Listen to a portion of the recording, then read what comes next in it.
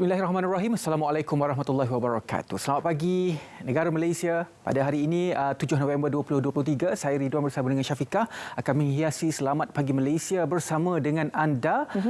Terima kasih kerana anda menonton kami di TV1, di saluran berita RTM YouTube, di RTM Klik, malah yang menonton kami di TikTok juga dan juga di Facebook. Terima kasih banyak-banyak dan selamat pagi kami ucapkan. Ya, bersiaran secara langsung dari Studio N1 Wisma Berita Angkasa Puri Kota Media. Kami akan bersiaran sehingga jam 10 pagi ini, padat dengan pelbagai pengisian. Tapi kita mulakan terlebih dahulu dengan isu-isu semasa dalam dan juga luar negara. Ini berkaitan dengan ekonomi Malaysia, di mana ekonomi digital negara KDNK akan melonjak kepada 25.5% menjelang 2025 berbanding 23.2% ketika ini. Jadi menurut Yang Amat Berhormat Perdana Menteri Datuk Seri Anwar Ibrahim, transformasi digital adalah strategi utama untuk memastikan Malaysia muncul sebagai sebuah negara yang berjaya. Jadi beliau berkata sedemikian ketika berucap melancarkan Malaysia Digital Expo 2023 di Pusat Pameran dan Perdagangan Antarabangsa Malaysia MITEC Kuala Lumpur. RTM juga, pasukan RTM juga ada di sana. Jadi kepada sesiapa yang berkelapangan boleh ke MITEC untuk melihat sendiri apakah peluang-peluang yang ada dalam kita melihat bagaimanakah ekonomi dan juga teknologi ini digabungkan untuk memacu ekonomi negara kita. Ya, pada hujung minggu ini Ridwan, rakan-rakan kita yang beragam Hindu akan menyambut perayaan Deepavali 2023. Sehubungan dengan itu, ini merupakan 8 barangan yang akan dikawal harganya berkuat kuasa 9 November hingga 15 November 2023. Jadi ini antara barangan asasi nak masak, ya, ada betul. Bawang merah besar, bawang merah kecil, rose. Yang ini paling sedap sebab manis. Manis. Dan harganya antara yang bawang-bawang yang paling mahal lah kan. Ya, betul. Biasanya diimport daripada India. Kecil-kecil tapi mahal. Lepas ada cili merah, tomato, kacang dal, daging kambing biri-biri bertulang import, kelapa biji dan juga kelapa parut. Jadi ini barang 8 barangan harga terkawal berkuat kuasa 9 November 2023 sehingga 15 November 2023. Juga berita gembira untuk penjawat awam yang mana kerajaan setuju cuti tanpa rekod untuk perayaan Deepavali dibawa ke Selasa 14 November. Maksudnya hujung minggu yang panjang bermula Jumaat, Sabtu. Bermula Sabtu, kadang-kadang Jumaat tu dah balik dah. Isnin dengan Selasa. Jadi peruntukan cuti tanpa rekod adalah terikat kepada hari yang dibenarkan sahaja dan tidak boleh dibawa ke hari berikutnya sekiranya cuti tanpa rekod itu jatuh pada hari kelepasan am atau hari kelepasan am mingguan. Namun begitu, kerajaan pada 3 November telah bersetuju untuk memberi pengecualian bagi tahun 2023. Ya, jadi rancang perjalanan anda kerana kita dapat jangkakan aliran trafik akan meningkat sebermulanya Jumaat petang ini. Tapi jangan lupa juga untuk bersama dengan kami di Selamat Pagi Malaysia. Kami juga akan meraihkan sambutan Hari Deepavali ini pada Ahad bersama dengan saya dan juga Munawar. Sehari. Saya menantikan siaran pada hari Ahad nanti. Istimewa Selamat Pagi Malaysia, kita tengok Syafiqah pakai sari. Cantik Syafiqah. Ini berkaitan dengan subsidi bersasar. Ya, betul. Kata Menteri Ekonomi Rafizi Ramli, 3 kaedah penyasaran semula subsidi petrol dan diesel akan dilaksana dan dikemukakan untuk pertimbangan jemaah menteri. Jadi Menteri Ekonomi Rafizi Ramli berkata, langkah bertujuan menambah baik kedudukan fiskal negara sekaligus memberi manfaat kepada rakyat. Okey, sedikit kita nak menyentuh mengenai masih lagi konflik Palestin Israel, di mana 18 ketua agensi PBB desak gencatan senjata serta-merta dilaksanakan di Gaza. Menerusi satu kenyataan, ketua 18 agensi termasuk tabung kanak-kanak Pertubuhan Bangsa-Bangsa Bersatu, UNICEF, WFP iaitu Program Makanan Sedunia dan WHO mendesak ia dilaksanakan segera selepas hampir sebulan kemelut menyaksikan jumlah korban melibatkan orang awam sangat mengerikan. Jadi selain daripada itu juga kita lihat baru-baru ini Israel terus mengganas lebih 100 serangan udara di Bandar Gaza dalam tempoh kurang sejam, membunuh penduduk Palestin Pada 6 November, Israel kejam dan terus mengganas. Terbaru lebih 100 serangan udara ke atas bandar Gaza dalam tempoh kurang sejam pada Ahad terus membunuh penduduk Palestin. Serangan ganas itu menyaksikan kompleks perubatan Al-Shifa, kawasan kediaman, jalan raya dan pelabuhan bandar. Ya, jadi ini sedikit perkembangan mengenai konflik yang berlaku antara Palestin dan juga Israel. Kita berbalik semula kepada isu yang berlaku di negara kita, iaitu berkaitan dengan banjir. Ini berkaitan dengan Selangor, di mana keluarga terjejas banjir di Selangor akan menerima bantuan RM500. Dan menurut Menteri Besar Selangor, Datuk Seri Amiruddin Syahri, maklum balas pantas diberikan bagi membantu operasi menyelamat serta pemindahan mangsa banjir ke pusat pemindahan sementara. Walau bagaimanapun, Selangor sedang mendapatkan laporan apakah langkah yang telah diambil untuk mengelakkan daripada banjir, serta ada contoh-contoh yang diberikan. Jadi kepada mereka yang terjejas di Selangor, kalau semalam kita dapat menyaksikan ada kawasan-kawasan yang dinaiki air seperti di kawasan Subang. Jadi kita harapkan kepada anda semua sentiasa mendapatkan laporan terkini di manakah kawasan-kawasan yang dijangkakan akan mengalami kenaikan air ataupun banjir ini untuk sentiasa bersiap siaga. Selain dari Subang, Seksyen 13 Shah Alam juga berlaku banjir. Taman Seri Muda juga antara kawasan yang berisiko tinggi untuk berlaku banjir, dan juga ada lagi beberapa kawasan, lebih 500 kawasan yang telah pun dikenal pasti oleh pihak Jabatan Bomba untuk berlaku banjir pada tahun ini. Jadi kepada kesemua penduduk yang berada di kawasan-kawasan tersebut, pastikan anda sentiasa mengemas kini aplikasi-aplikasi seperti Instagram dan juga follow Instagram Met Malaysia, Jabatan Bomba dan sebagainya untuk mengetahui keadaan situasi semasa, terutamanya apabila kita berada dalam situasi monsun timur laut. Kalau di Kuala Lumpur ataupun di seluruh negara sekarang, setiap petang mesti hujan lebat sehingga berlakunya banjir kilat. Jadi kena rancang perjalanan supaya kita tidak terperangkap dalam banjir tersebut. Betul. Hari ini ada banyak lagi topik-topik menarik ingin kami kongsikan bersama dengan anda. Pastinya selepas ini kita akan berbicara mengenai pelarasan tarif air. Mungkin ramai lagi yang tidak memahami mengenai pelarasan ini. Itu yang akan kita bincangkan selepas ini. Tapi kita nak berehat seketika. Jangan ke mana-mana. Kembali semula bersama dengan kami pastinya dalam Selamat Pagi Malaysia.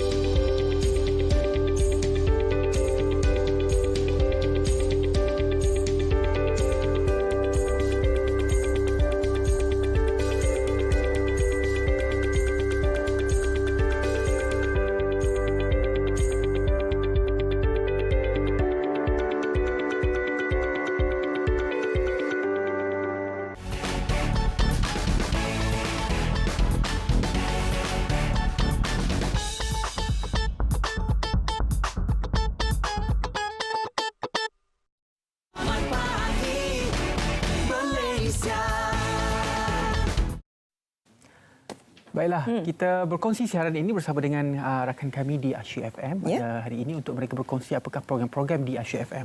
Kita nak terus saja bersama dengan rakan kita di sana, DJ Nariman dan DJ Iman. Silakan. Asyik FM Monomoy bersama dengan rakan setugas Iman menemani anda sampai 11 pagi.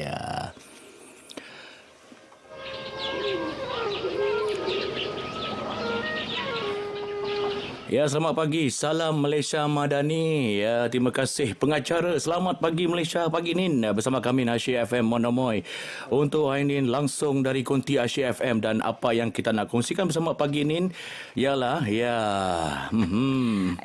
Man, untuk pagi ini kita akan bersama saksikan aktiviti Asyik FM turun Padang. Lokasinya ialah di tempat yang paling dingin di semenanjung Malaysia, iaitu di Cameron Highland Pahang. Jadi aktiviti kali ini Niana rakaman band ataupun kugiran rancak yang kita rakamkan dalam Gradung Gradeng. Jadi rakaman kali yang kedua ni diadakan tahun ni ya. Jadi kali ini kita akan turun ke lokasi dan memilih kampung Sungai Ril, Tanah Rata, Cameron Highland.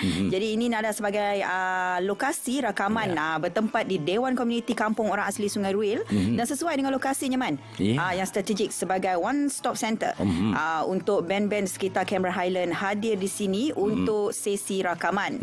Jadi sebelum ni rakaman band muzik ni diadakan di studio muzik Wisma Radio untuk band-band sekitar zon tengah Semenanjung pada Mac yang lalu. Ya, betul Lima, dan juga penerbit Gaduh-Gading JRD kita ya bersama dengan tim penerbitannya telah pun mengenal pasti ya beberapa band wang kita ataupun band wang asli yang berbakat sekitar Cameron Highlands daripada awal tahun lagi. Jadi kami mengenal pasti beberapa band yang ada di sekitar sini. Setiap band ni juga kena ada sekurang-kurangnya 5 buah lagu hasil ciptaan mereka sendiri, sama ada dalam bahasa ibunda ataupun bahasa Melayu dan juga mungkin dalam bahasa antarabangsa. Betul tu Man. Jadi apa yang kita dapat respon atau sambutan yang cukup menggalakkan dari kalangan belia-belia orang asli yang bergiat aktif dengan muzik sekitar Cameron Highlands dan akhirnya setelah hampir 3 bulan pencarian bakat-bakat band melalui hebahan dan pencarian di media-media sosial komuniti orang asli, akhirnya kita berjaya mengumpul 6 buah band yang di antara mereka berasal dari Kampung Berangkap,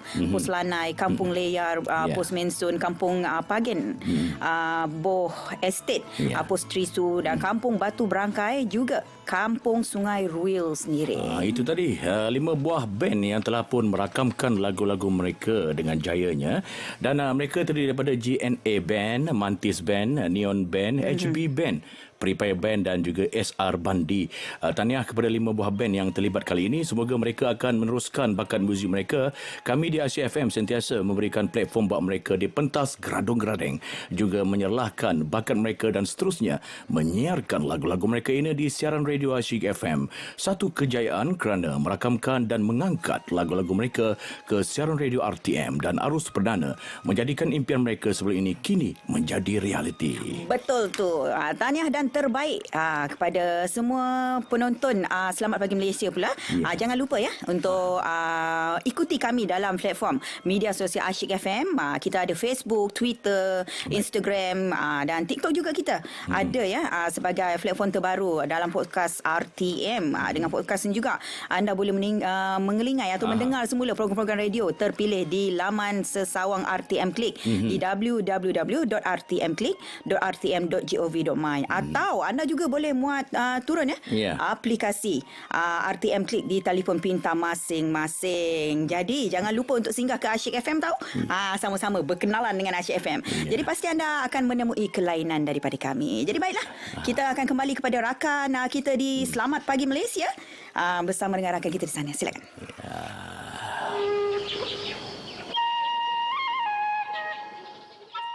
Terima kasih rakan kita di Asyik FM. Sedikit perincian yang saya kongsikan bersama dengan anda berkaitan dengan tarif air, di mana tarif semasa yang rendah tidak menggambarkan kos sebenar penyediaan perkhidmatan bekalan air yang terdiri daripada perbelanjaan operasi harian serta perbelanjaan modal bagi tujuan pembangunan infrastruktur. Malah ada juga negeri yang tarifnya tidak disemak melebihi 25 tahun. Jadi untuk kita memahami mengenai pelarasan tarif air ini, kita bersama dengan 2 tetamu di studio. Saya kenalkan terlebih dahulu Tuan Muhammad Rosli Mahyudin, Timbalan Pengarah Bahagian Pelesinan dan Tarif Suruhanjaya Perkhidmatan Air Negara, dan juga Tuan Amlir Ayat selaku wakil daripada Forum Air. Assalamualaikum. Waalaikumsalam warahmatullahi. Okey, bercakap mengenai pelarasan tarif air, mungkin ada lagi yang tidak memahami mengapa ia perlu dilaraskan dan ada juga yang tidak mengetahui ianya akan dilaraskan. Jadi kita nak secara mukadimahnya, kenapa perkara ini boleh berlaku, Tuan? Okey, terima kasih Syurga. Ya. Okey, sebenarnya tarif air ini memang adalah satu charge yang dikenakan kepada pengguna. Dan charge ni seperti kita sedia maklum adalah sentiasa meningkat saban tahun. Maknanya tiap-tiap tahun kita perlu kita secara berkala lah kita perlu menyemak tarif yang kita ada. Jadi Suruhanjaya Perkhidmatan Air Negara atau SPAN mengawal selia industri perkhidmatan air yang terdiri daripada industri bekalan air dan juga industri perkhidmatan pembetungan di negara kita di kawasan Semenanjung Malaysia dan juga wilayah Persekutuan Labuan. Jadi di bawah Seksyen 84 Akta Industri Perkhidmatan Air 2006 yang mana kuasa bagi menetapkan charge ini adalah di bawah kuasa menteri. Dan menteri yang kita rujuk kat sini adalah Menteri Sumber Asli, Alam Sekitar dan juga Perubahan Iklim, NRACC. Dan SPAN selaku Badan Kerusia adalah yang mengesyorkan kepada YB Menteri ini berkenaan dengan cadangan pelarasan tarif ini. Jadi mengapa atau bagaimana kita melaksanakan pelarasan tarif ni adalah dari segi kita menerima cadangan daripada operator-operator air di Semenanjung Malaysia dan juga Wilayah Persekutuan, dan SPAN selaku badan kuaselia akan menyemak tarif ni. Yang pertama, kita akan semak dari segi apakah kos-kos yang layak untuk dimasukkan dalam penetapan tarif tersebut, dan yang kedua, kecekapan atau efisiensi operator air tersebut. Dan setelah semakan dilaksanakan, perkara yang paling penting kita akan buat adalah rundingan awam bersama pihak-pihak yang terlibat, yang akan terkesan, dan juga pihak-pihak yang berkepentingan. Kerana ini adalah termaktub dalam kita punya akta, Seksyen 178, yang mana kita hendaklah melaksanakan rundingan awam sekiranya kita hendak menetapkan satu caj baru kepada pengguna-pengguna yang terlibat.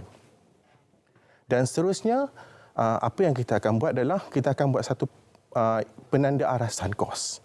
Yang mana penanda arasan kos operasi ini akan menetapkan sama ada hanya kos-kos yang cekap sahaja disalurkan atau ditetapkan dalam penetapan tarif tersebut. Dan setelah semua berpuas hati, perkara sebelum kita bawa kepada menteri adalah yang lebih pentingnya adalah mendangkan operator-operator ini adalah kata syarikat di bawah kerajaan negeri, maka persetujuan kerajaan negeri juga adalah penting. Jadi adakah ini bermakna setiap negeri pelarasan tarif air itu akan berbeza-beza? Pelarasan tarif air berbeza-beza mengikut negeri masing-masing. Kerana kita tak boleh samakan setiap tarif bagi setiap negeri, semua negeri di Semenanjung Malaysia dan juga Labuan.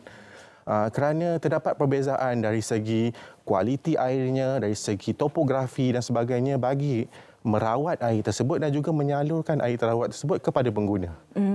Jadi kosnya adalah berbeza-beza dan kos itu adalah yang menentukan berapa tinggi atau berapa rendah tarif tersebut. Ya, menyentuh mengenai isu ini, pelarasan tarif air ini, signifikannya kepada forum air. Apa sebenarnya peranan dan juga tanggungjawab dalam isu ini, Tuan? Terima kasih, Eka. Saya ucapkan terima kasih pada RTM kerana memanggil kami lah untuk berikan pendapat. Jadi pelarasan air ini bagi saya suatu perkara yang kalau kita ikut kenyataan Cik Rosli tadi dan juga pada pandangan saya memang sesuatu yang sangat diperlukan.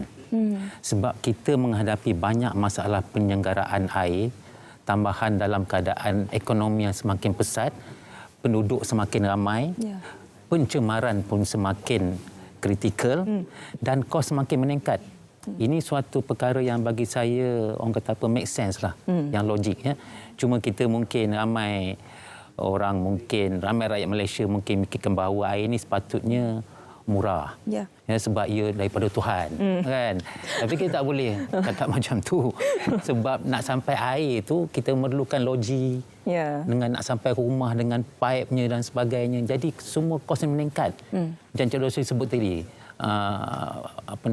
mungkin ada yang 20 tahun, 30 tahun tak dinaikkan pun tarif. Jadi bagi saya ini suatu perkara yang bagi saya perlu kita pertimbangkan sebab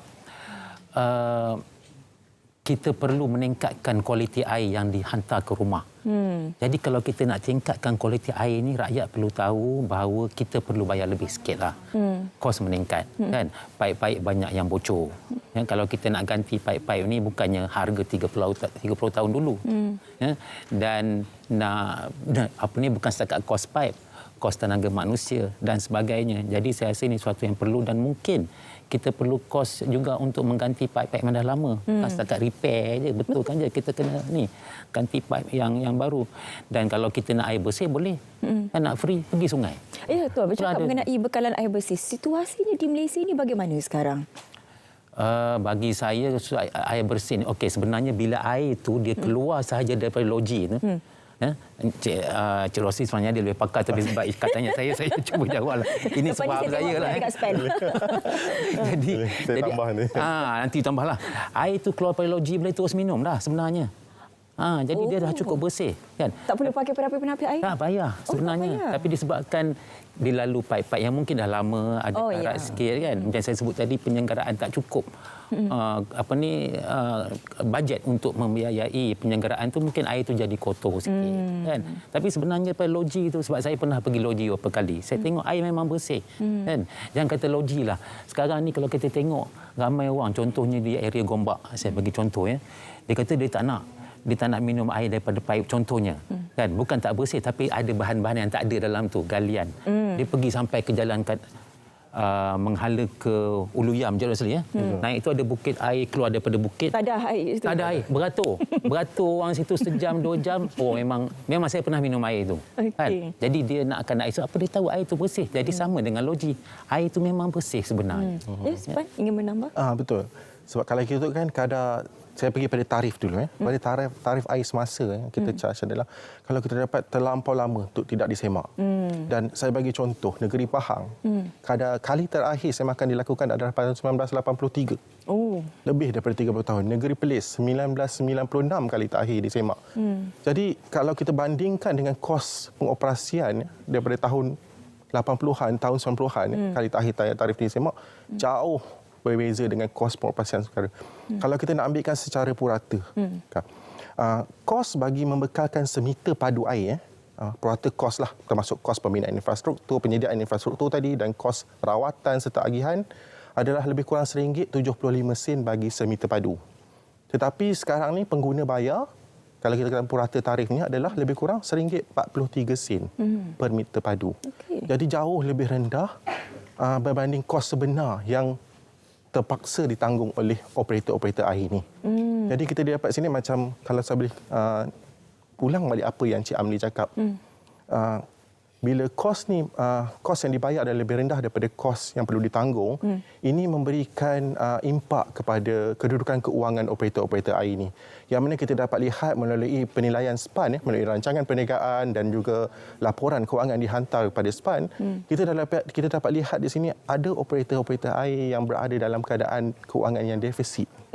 Dan ini sememangnya akan memberi impak kepada pengoperasian harian mereka dan seterusnya memberi impak juga kepada kualiti dan kuantiti air yang dihantar kepada pengguna. Ya, itu impak kepada operator. Tapi bila kita bercakap mengenai pelarasan tarif air ini, siapa sebenarnya yang akan terkesan melalui pelarasan ini? Okey, sebenarnya ianya memberi satu, kalau kita pandang secara amnya, mungkin kita nampak pelarasan air memberi satu impak yang negatif. Tetapi kita perlu pandang dengan lebih jauh lagi kerana pelarasan air ini sebenarnya akan memberi orang kata peningkatan kepada kecekapan operasi operator kerana mereka memerlukan pelarasan tarif ni. Dan dengan adanya pelarasan tarif ini juga, kita dapat lihat, kita mengharapkan jugalah, SPAN mengharapkan agar operator air akan melaksanakan tanggungjawab mereka untuk merawat dan mengagihkan air secara cekap. Selain itu, kualiti juga adalah terjamin dan yang paling penting adalah semua aduan-aduan pengguna dapat diselesaikan dalam tempoh yang telah ditetapkan. Ya, untuk memberi pemahaman kepada masyarakat di luar sana bukan satu perkara yang mudah. Jadi saya difahamkan Forum Air juga terlibat sama dalam perkara ini. Ya. Forum Air? Forum Air adalah satu peruntukan di dalam undang-undang yang Cik Rosli sebut tadi dan tugas kami ialah bukan setakat kita nak bagi maklumat kepada orang ramai, tapi kita berfungsi untuk menerima pendapat-pendapat, teguran-teguran daripada orang ramai dan kita memang ada medsos media sosial yang boleh digunakan oleh orang ramai untuk memberi pendapat dan juga pandangan berkenaan dengan pengurusan air, khususnya pengurusan bekalan air awam di Malaysia. Jadi saya harap orang ramai boleh gunakan platform-platform tersebut untuk berkongsi pengalaman ataupun kritikan apa pun tak apalah. Bagi saya SPAN ni dia very open sebab dia memang berniat untuk memperbaiki pengurusan air di Malaysia. Dan bagi saya, kita Forum Air kita bertujuan untuk, salah satunya ialah bertujuan untuk menyedarkan ataupun memberi maklumat kepada orang ramai berkenaan dengan cabaran-cabaran yang dihadapi dalam pengurusan bekalan air di Malaysia yang disebutkan oleh Encik Rosli tadi. Jadi supaya bila orang ramai itu dia faham, okey, kita mungkin perlu bayar air bil yang lebih. Betul. Sebab Sebab kita nak air yang bersih. Air ini sangat penting, ya. Betul. Tapi cabaran tu terlalu banyak. Pencemaran, orang logi kadang-kadang berjaga 3-4 pagi memastikan air itu bersih. Ya, setiap jam dia kena jaga air tu. Baru tukar sikit je dah kena buat something. Dah marah ya. Jadi kalau ada kerja-kerja penyelenggaraan itu, walaupun kadang-kadang mengambil masa yang lama, seminggu lebih kadang-kadang, tapi ia akan memberikan impak yang baik untuk masa hadapan. Dan kita akan mendapat air yang lebih berkualiti dan juga lebih bersih. Terima kasih banyak-banyak saya ucapkan kepada Tuan Amir Ayat selaku wakil daripada Forum Air, dan juga Tuan Muhammad Rosli Mahyudin, Timbalan Pengarah Bahagian Pelesinan dan Tarikh Suruhanjaya Perkhidmatan Air Negara. Terima kasih kerana bersama dengan kami. Seterusnya kita nak ke cerita pagi Pulau Pinang. Kita nak melihat bagaimana sebenarnya monsun timur laut di Pulau Pinang dan IKM sentiasa berwaspada. Terus saja bersama dengan rakan pelapor kita di sana, Sharmila. Silakan Sharmila. Keadaan cuaca pada ketika ini tidak menentu di Pulau Pinang sendiri. Kadang-kala hujan lebat, kadang-kala panas, kadang-kala renyai, dan Jabatan Meteorologi menjangkakan fasa monsun timur laut akan lanjut sehingga bulan Mac tahun depan, dan pastinya Jabatan Kebajikan Masyarakat JKM antara badan yang sentiasa bersiap siaga bagi menghadapi sebarang kemungkinan sekiranya berlaku banjir. Dan bersama saya pada ketika ini pengarah JKM Pulau Pinang iaitu Tuan Zakaria Taib. Jadi Tuan boleh cerita bagaimana tahap kesiapsiagaan JKM Pulau Pinang? Okay, terima kasih kepada Puan Syamila. InsyaAllah untuk tahun 2023 ini, penghujung tahun ini, kita telah pun mendapat peruntukan daripada kerajaan negeri dan juga persekutuan untuk membeli barang-barang sebagai bekal kepada masa-masa bencana. Sehingga kini kita telah pun memberikan hampir RM130,000 untuk kita buat pembelian barang-barang berkenaan, dan kita telah tempatkan di semua stor-stor kita di peringkat daerah, iaitu sebanyak 5 daerah. Okay, sementara itu kita juga telah bersedia di segi pusat-pusat pemindahan sementara sebanyak 40 buah pusat pemindahan sementara yang telah diwujudkan di semua daerah di seluruh negeri Pulau Pinang, yang boleh menampung hampir 193,000 masa-masa bencana. Begitu juga pada bulan lepas telah pun kita laksanakan simulasi bencana yang melibatkan agensi-agensi yang terlibat seperti bomba, rela, ATM dan juga sukeran, dan tak lepas juga kepada pegawai kebajikan, di mana kita telah pun melaksanakan untuk sebagai refresh kepada kaki tangan kita sekiranya berlaku bencana, maknanya mudahlah untuk kita memberi perkhidmatan pengurusan di pusat-pusat bencana. Tuan, bagaimana pula persediaan daripada segi peralatan dan juga mungkin bekalan makanan? Alhamdulillah, di seluruh negeri Pulau Pinang kita mempunyai lebih kurang 40 pembekal yang boleh membekalkan makanan di pusat-pusat pemindahan sekiranya berlaku bencana. Begitu juga yang istimewanya untuk tahun 2023 ini kita mempunyai bekalan makanan yang berupa retort, iaitu makanan yang tak perlu kita masak, yang perlu kita masukkan air saja dalam bekas tu dan terus boleh makan. Itu perkara-perkara yang boleh saya highlightkan lah untuk masa bencana untuk tahun ini. Tuan, difahamkan juga kaki tangan JKM juga diberikan, orang kata apa, sentiasa diberikan latihan untuk mengendalikan, seperti kemahiran-kemahiran mengendalikan pada ketika berlaku banjir dengan orang awam. Di Pulau Pinang, ya, insyaAllah kita pun ada juga kaunselor-kaunselor di JKM dan juga pembantu-pembantu kaunselor kita yang boleh memberi perkhidmatan sama ada kepada mangsa dan juga keluarga-keluarga mangsa, di mana semua kaunselor-kaunselor kita ni telah pun diberi latihan untuk memberi perkhidmatan yang sewajarnya kepada mangsa dan juga keluarga mangsa. Okay. Jadi terima kasih. Jadi itu dahulu yang dapat saya bawakan kepada anda. Orang ramai juga kalau boleh tu kurangkan aktiviti dulu memandangkan keadaan cuaca yang tidak menentu pada ketika ini. Jadi itu dahulu langsung dari Georgetown Pulau Pinang, kembali kepada rakan kita di studio. Terima kasih. Terima kasih banyak-banyak Sharmila. Itu dia cerita pagi dari negeri Pulau Pinang. Dan seterusnya kita akan ke negeri Kelantan. Kita langsung bersama dengan rakan saya Nur Alia. Ini berkaitan dengan kesiapsiagaan dan juga perancangan APM Kelantan untuk menghadapi musim tengkujuh. Alia sudah pun bersedia. Silakan Alia. Baik, terima kasih studio. Cerita pagi dari Kelantan hari ini bersiaran dari Pulau Teluk Renjuna Tumpat bagi berkongsikan kepada anda berkenaan tahap kesiapsiagaan dan juga perancangan Angkatan Pertahanan Awam Negeri Kelantan dalam menghadapi musim tengkujuh pada tahun ini. Jadi bagi mengulas lanjut bersama saya ketika ini Pengarah APM Kelantan Kolonel PA Muhammad Azhar Mujab. Baik, Assalamualaikum Tuan. Waalaikumsalam.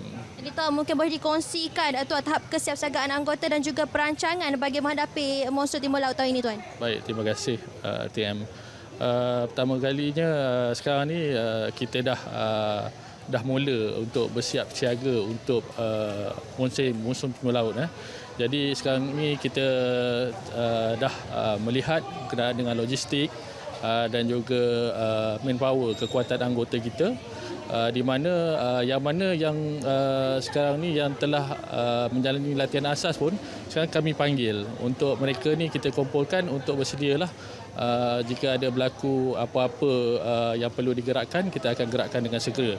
Dan selain daripada itu sekarang kita baru saja habis satu majlis kesiapsiagaan bencana tanggungjawab bersama di mana kita bersama-sama tengah menyelaraskan pelbagai NGO dan tak kiralah swasta dan juga komuniti.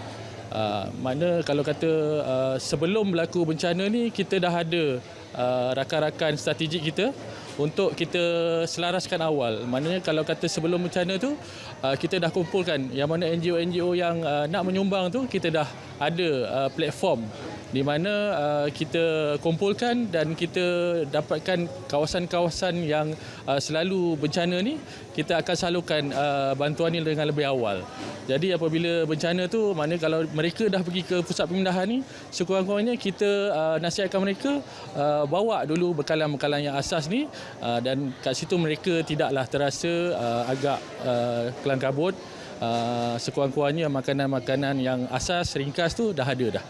Jadi bagaimanapun dari segi pemantauan khususnya di lokasi hotspot berlaku banjir ni Tuan?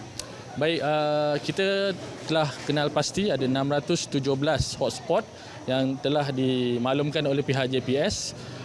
Kami juga di APM kita ada Ops Ramah di mana anggota-anggota kami tempatkan dan kami juga arahkan mereka untuk pergi ke kawasan-kawasan yang hotspot ni sekiranya kita melihat ataupun kita dapat maklumat notis daripada agensi teknikal supaya melihat keadaan semasa lah sekiranya perlu untuk digerakkan pengoperasian kita akan melakukan dengan segera. Jadi bagaimanapun dari segi perancangan ataupun gerak kerja sekiranya berlaku banjir khususnya di gugusan kepulauan di Tumpat ni Tuan? Baik, pada mulanya sekarang ni sebelum berlaku bencana kita dah minta penduduk-pendudukan komuniti ni bersedia dan juga kita tahu gugusan kepulauan Tumpat ni dia berada di jauh daripada kawasan darat. Jadi kita adakan wakil-wakil. Maknanya sekiranya ada berlaku kecemasan yang perlu daripada pihak penyelamat, kita minta mereka menghubungi dengan segeralah. Di mana kita juga kita minta antara wakil-wakil ni juga kita boleh latih dalam apa-apa latihan asas pertahanan awam ni sekurang-kurangnya dia boleh menyelamatkan diri sendiri ataupun orang yang di sekeliling dia. Itu bagi pihak APM lah. Baik, terima kasih Tuan atas perkongsian itu tadi. Baik, selain APM, begitu juga dengan agensi-agensi penyelamatan yang lain, sekiranya berlaku sebarang kemungkinan banjir, mereka ini akan terlebih tiba awal untuk memastikan penyelamatan penduduk dalam keadaan yang selamat. Setakat itu, cerita pagi dari Kelantan untuk edisi kali ini. Kembali ke Angkasa Puri untuk perkembangan selanjutnya.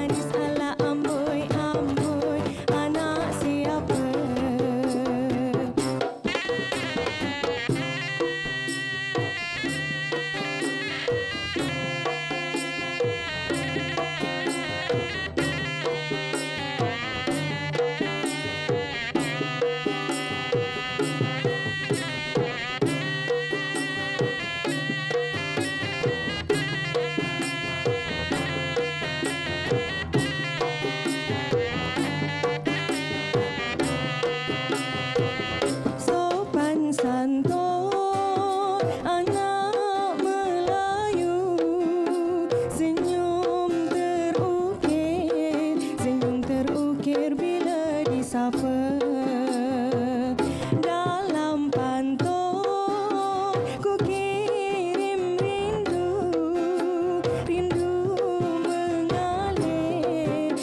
mengalir di dalam kata.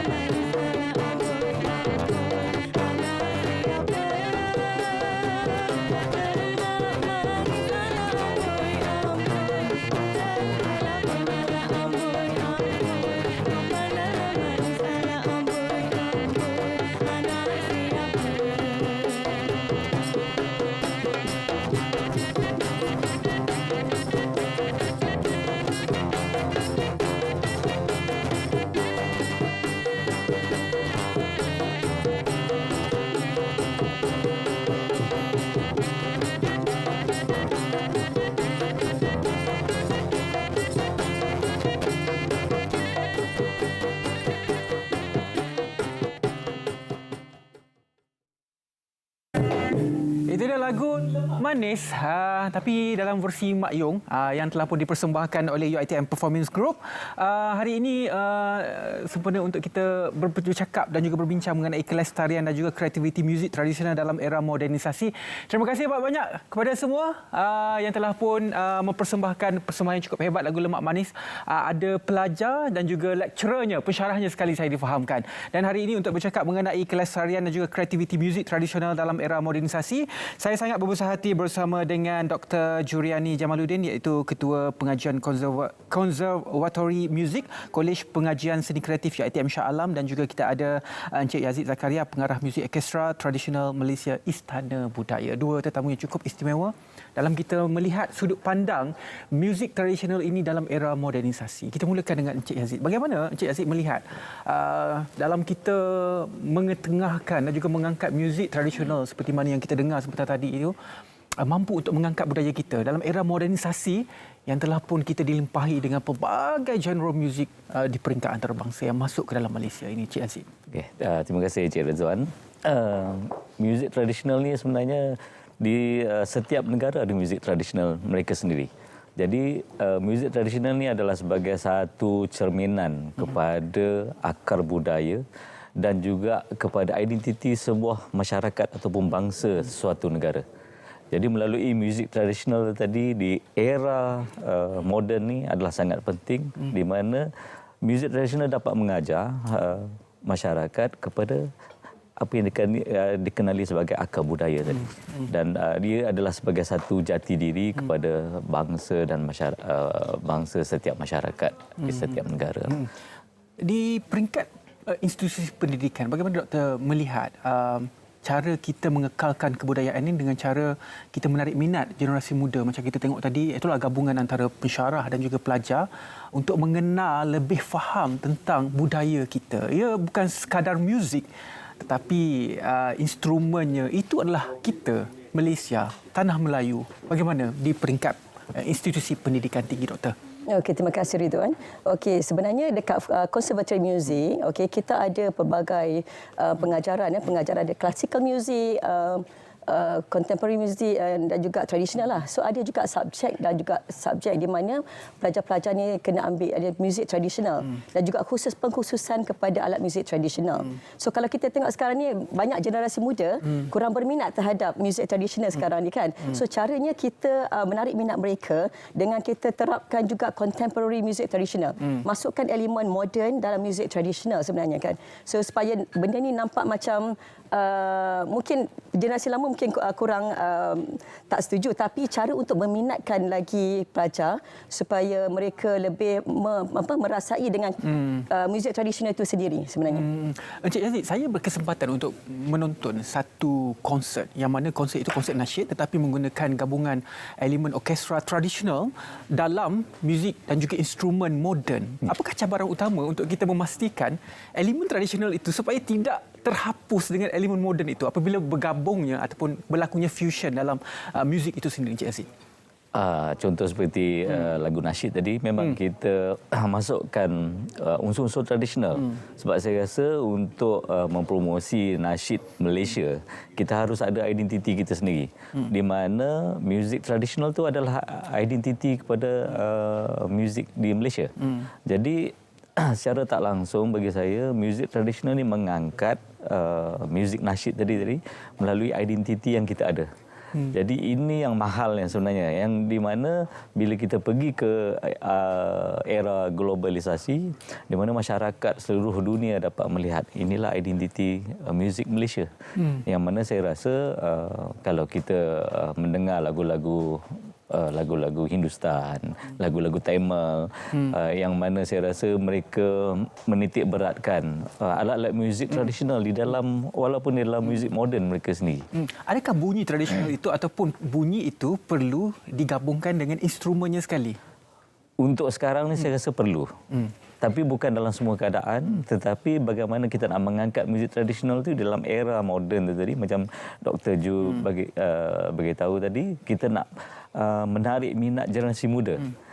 Untuk menarik minat generasi muda ni, kita harus bersama dengan mereka supaya pengaruh luar tu mereka nampak bahawa muzik tradisional juga adalah hebat seperti mana muzik luar yang kita mainkan juga. Apa program-program kolaborasi antara UiTM khususnya bersama dengan Orkestra Muzik Tradisional ini bagi mengangkat lagi muzik tradisional ini di peringkat UiTM, Doktor? Okey, program kolaborasi ini antara OTM juga dengan UiTM, kami merancang untuk mengadakan program kolaborasi yang pertama.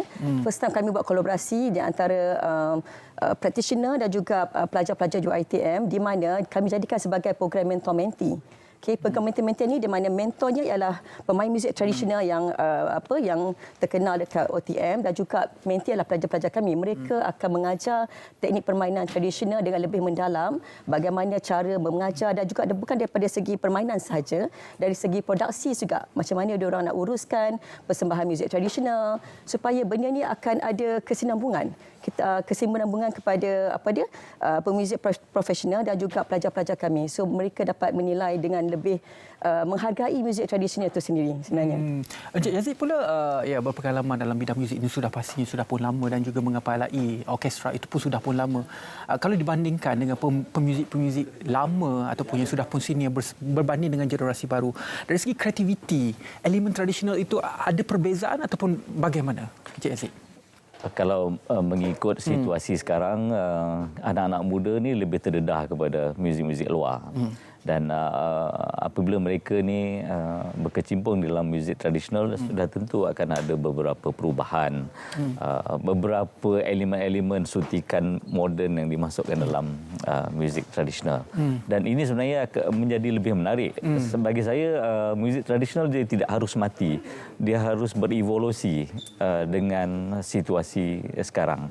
Di mana kalau dulu kita dengar muziknya tradisionalnya begini, tetapi sekarang muzik tradisional ni digabungkan dengan elemen-elemen muzik moden. Dan saya rasa selepas mereka minat pada irama yang sebegitu, barulah kita akan mempelajari bagaimana asas-asas muzik tradisional itu dengan lebih mendalam lagi. Di peringkat pengajian tinggi, Dr. Ju, evolusi, saya suka perkataan evolusi. Bagaimana di peringkat pengajian dan juga pendidikan yang berteraskan kepada fakta, dan fakta itu katakan A adalah A, tetapi evolusi itu wujud. Kita harus bergerak daripada A ke B. Bagaimana menerima arus pergerakan evolusi tersebut dalam muzik tradisional ini, Dr. Ju, di peringkat pendidikan? Okey, kita ada pengkaji-pengkaji dalam bidang ethnomusicology, di mana pensyarah kami akan membuat kajianlah terhadap muzik tradisional, bagaimana mengangkat muzik tradisional. Kadang-kadang tu yang kita tak tahu yang adanya wujudnya di Malaysia kan. So mereka membuat kajian supaya benda tu tak hilang dari yang kata di Malaysia lah. So melalui penyelidikan pendidikan, dalam bidang itu sendiri, selama ni kita tengok muzik tradisional dimainkan secara kata memory kan. So kita mewujudkan program tradisional ini dengan mereka boleh membaca not, bukan setakat untuk bermain secara sambilan saja, dengan membaca not, memahami muzik itu sendiri. Bagaimana pergerakan muzik tradisional itu berlaku, komposisi muzik tradisional juga, sebab kami ada bidang komposisi muzik. So mereka mencuba mengolah balik karya-karya baru, karya-karya lama dan wujudkan satu contemporary music traditional melalui pengkaryaan mereka lah. Di Istana Budaya, bagaimana pihak Istana Budaya memastikan muzik tradisional ini sentiasa berada pada tahap tersendiri dan juga ini adalah identiti negara kita. Hatta katakanlah klien untuk membuat konsert dan sebagainya, pihak Istana Budaya mungkin boleh mencadangkan kita boleh masukkan elemen-elemen tersebut, ataupun kuasa 100% diletakkan kepada klien, saya tak nak elemen ini masuk, saya nak elemen ini masuk. Bagaimana pihak Istana Budaya dalam memastikan perkara ini? Di Istana Budaya kita mempunyai Orkestra Tradisional Malaysia, di mana orkestra ini kita menggabungkan pelbagai alat muzik, bukan saja daripada satu kaum tapi daripada pelbagai kaum, Melayu, Cina, India dan juga daripada Borneo, Sabah dan Sarawak. Jadi ini adalah salah satu usaha kita untuk melestarikan dan mengangkat muzik tradisional bukan saja di peringkat kebangsaan tapi juga di peringkat global. Jadi dalam setiap persembahan artis yang berlangsung di Istana Budaya, sebenarnya kita mengharapkan bahawa ada suntikan elemen-elemen tradisional juga. Kalau misalnya kata artis itu adalah artis pop, tetapi dia akan masukkan juga 1-2 repertoire tradisional yang saya rasa ini boleh mengangkat muzik, industri muzik tradisional itu sendiri lah. Dr. Ju, sedikit harapan Dr. Ju melihat generasi muda, sekiranya Dr. Ju sekarang deal dengan generasi yang sangat muda, malah lebih muda daripada saya, memberi harapan kepada mereka untuk terus mengangkat muzik tradisional Malaysia ini, Dr. Ju. Saya berharaplah generasi muda kena merasai dulu muzik tradisional itu sendiri dan cuba orang kata bawa pada muzik masa kini. Maksudnya mereka boleh menjadikan irama tradisional itu satu irama yang boleh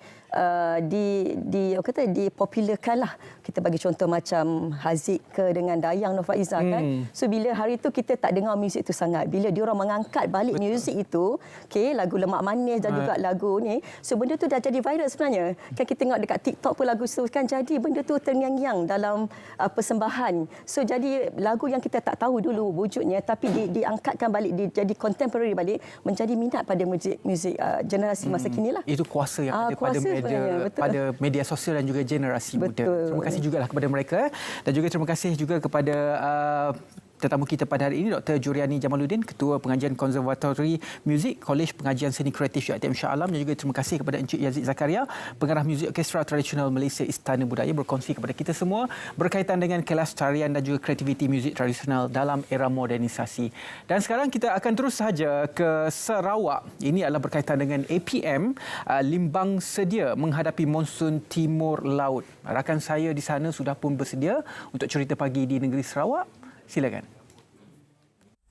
Baik, Angkatan Pertahanan Awam APM Limbang telah pun mengatur gerak untuk menghadapi monsun Timur Laut MTL yang berlaku ketika ini dan dijangka berlaku sehingga Mac tahun depan. Jadi MTL ini membawa kepada masalah hujan luar biasa daripada asal, bertemu air pasang besar dan keadaan ini boleh mengakibatkan banjir. Jadi untuk mengulas berkenaan dengan perkara ini dengan lebih lanjut, bersama saya Pegawai Pertahanan Awam Daerah Limbang, Lieutenant Pertahanan Awam Mirwan Shah Masri. Selamat pagi Tuan Mirwan. Selamat pagi Encik Dili. Baik Tuan Mirwan, kongsikan bersama dengan penonton dari segi persiapan. Saya kira sudah pun dibuat mengenai MTL ini, Tuan Mirwan. Betul Encik Dili. Untuk makluman semua, APM Limbang 100% bersedia untuk sebarang kemungkinan berlaku banjir di monsun Timur Laut inilah. Untuk makluman, kekuatan keanggotaan yang boleh digerakkan bila-bila masa saja di semasa monsun Timur Laut ini seramai 60 orang, dan kekuatan logistik kami ada 6 buah, iaitu 4 buah bot dan sebuah 4x4 dan sebuah ambulan. Untuk makluman juga, kami dah membuat beberapa kali latihan untuk MTL dan ianya 100% boleh digerakkan bila-bila masa saja Encik Dili. Terima kasih.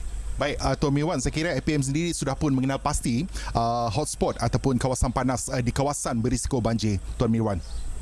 Kami sebagai Sekretariat Pengurusan Bencana di peringkat bahagian Limbang dan daerah sudah mengenal pasti daripada beberapa agensi yang di bawah jawatan kuasa itu sebanyak 53 hotspot di kawasan banjir, iaitu di kawasan Mendamit, Batu Danau dan Ukong.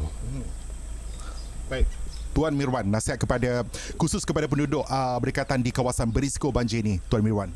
Okey, untuk yang kawasan berisiko banjir yang mana 53 kawasan ini tadi, saya dan APM Limbang menasihatkan untuk sentiasa pantau keadaan air, yang mana paras air dan keadaan cuaca hujan.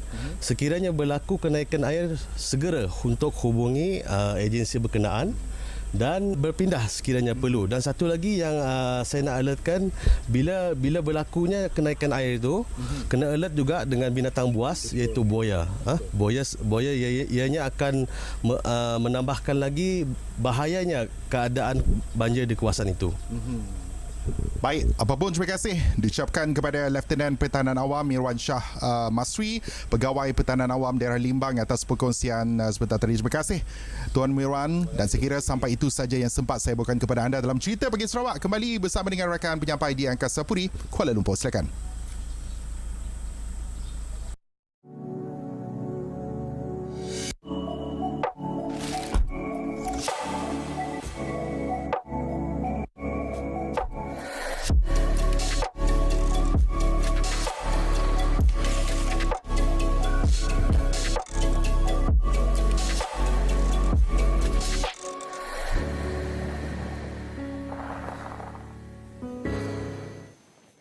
IBA Perfume tampil dengan wajah dan juga edisi terbaru. Bersama dengan saya hari ini ialah pengasasnya Ahmad Iqbal Zulkifli dan juga sejambak bunga dan juga wang tunai. Wah, Assalamualaikum. Waalaikumsalam.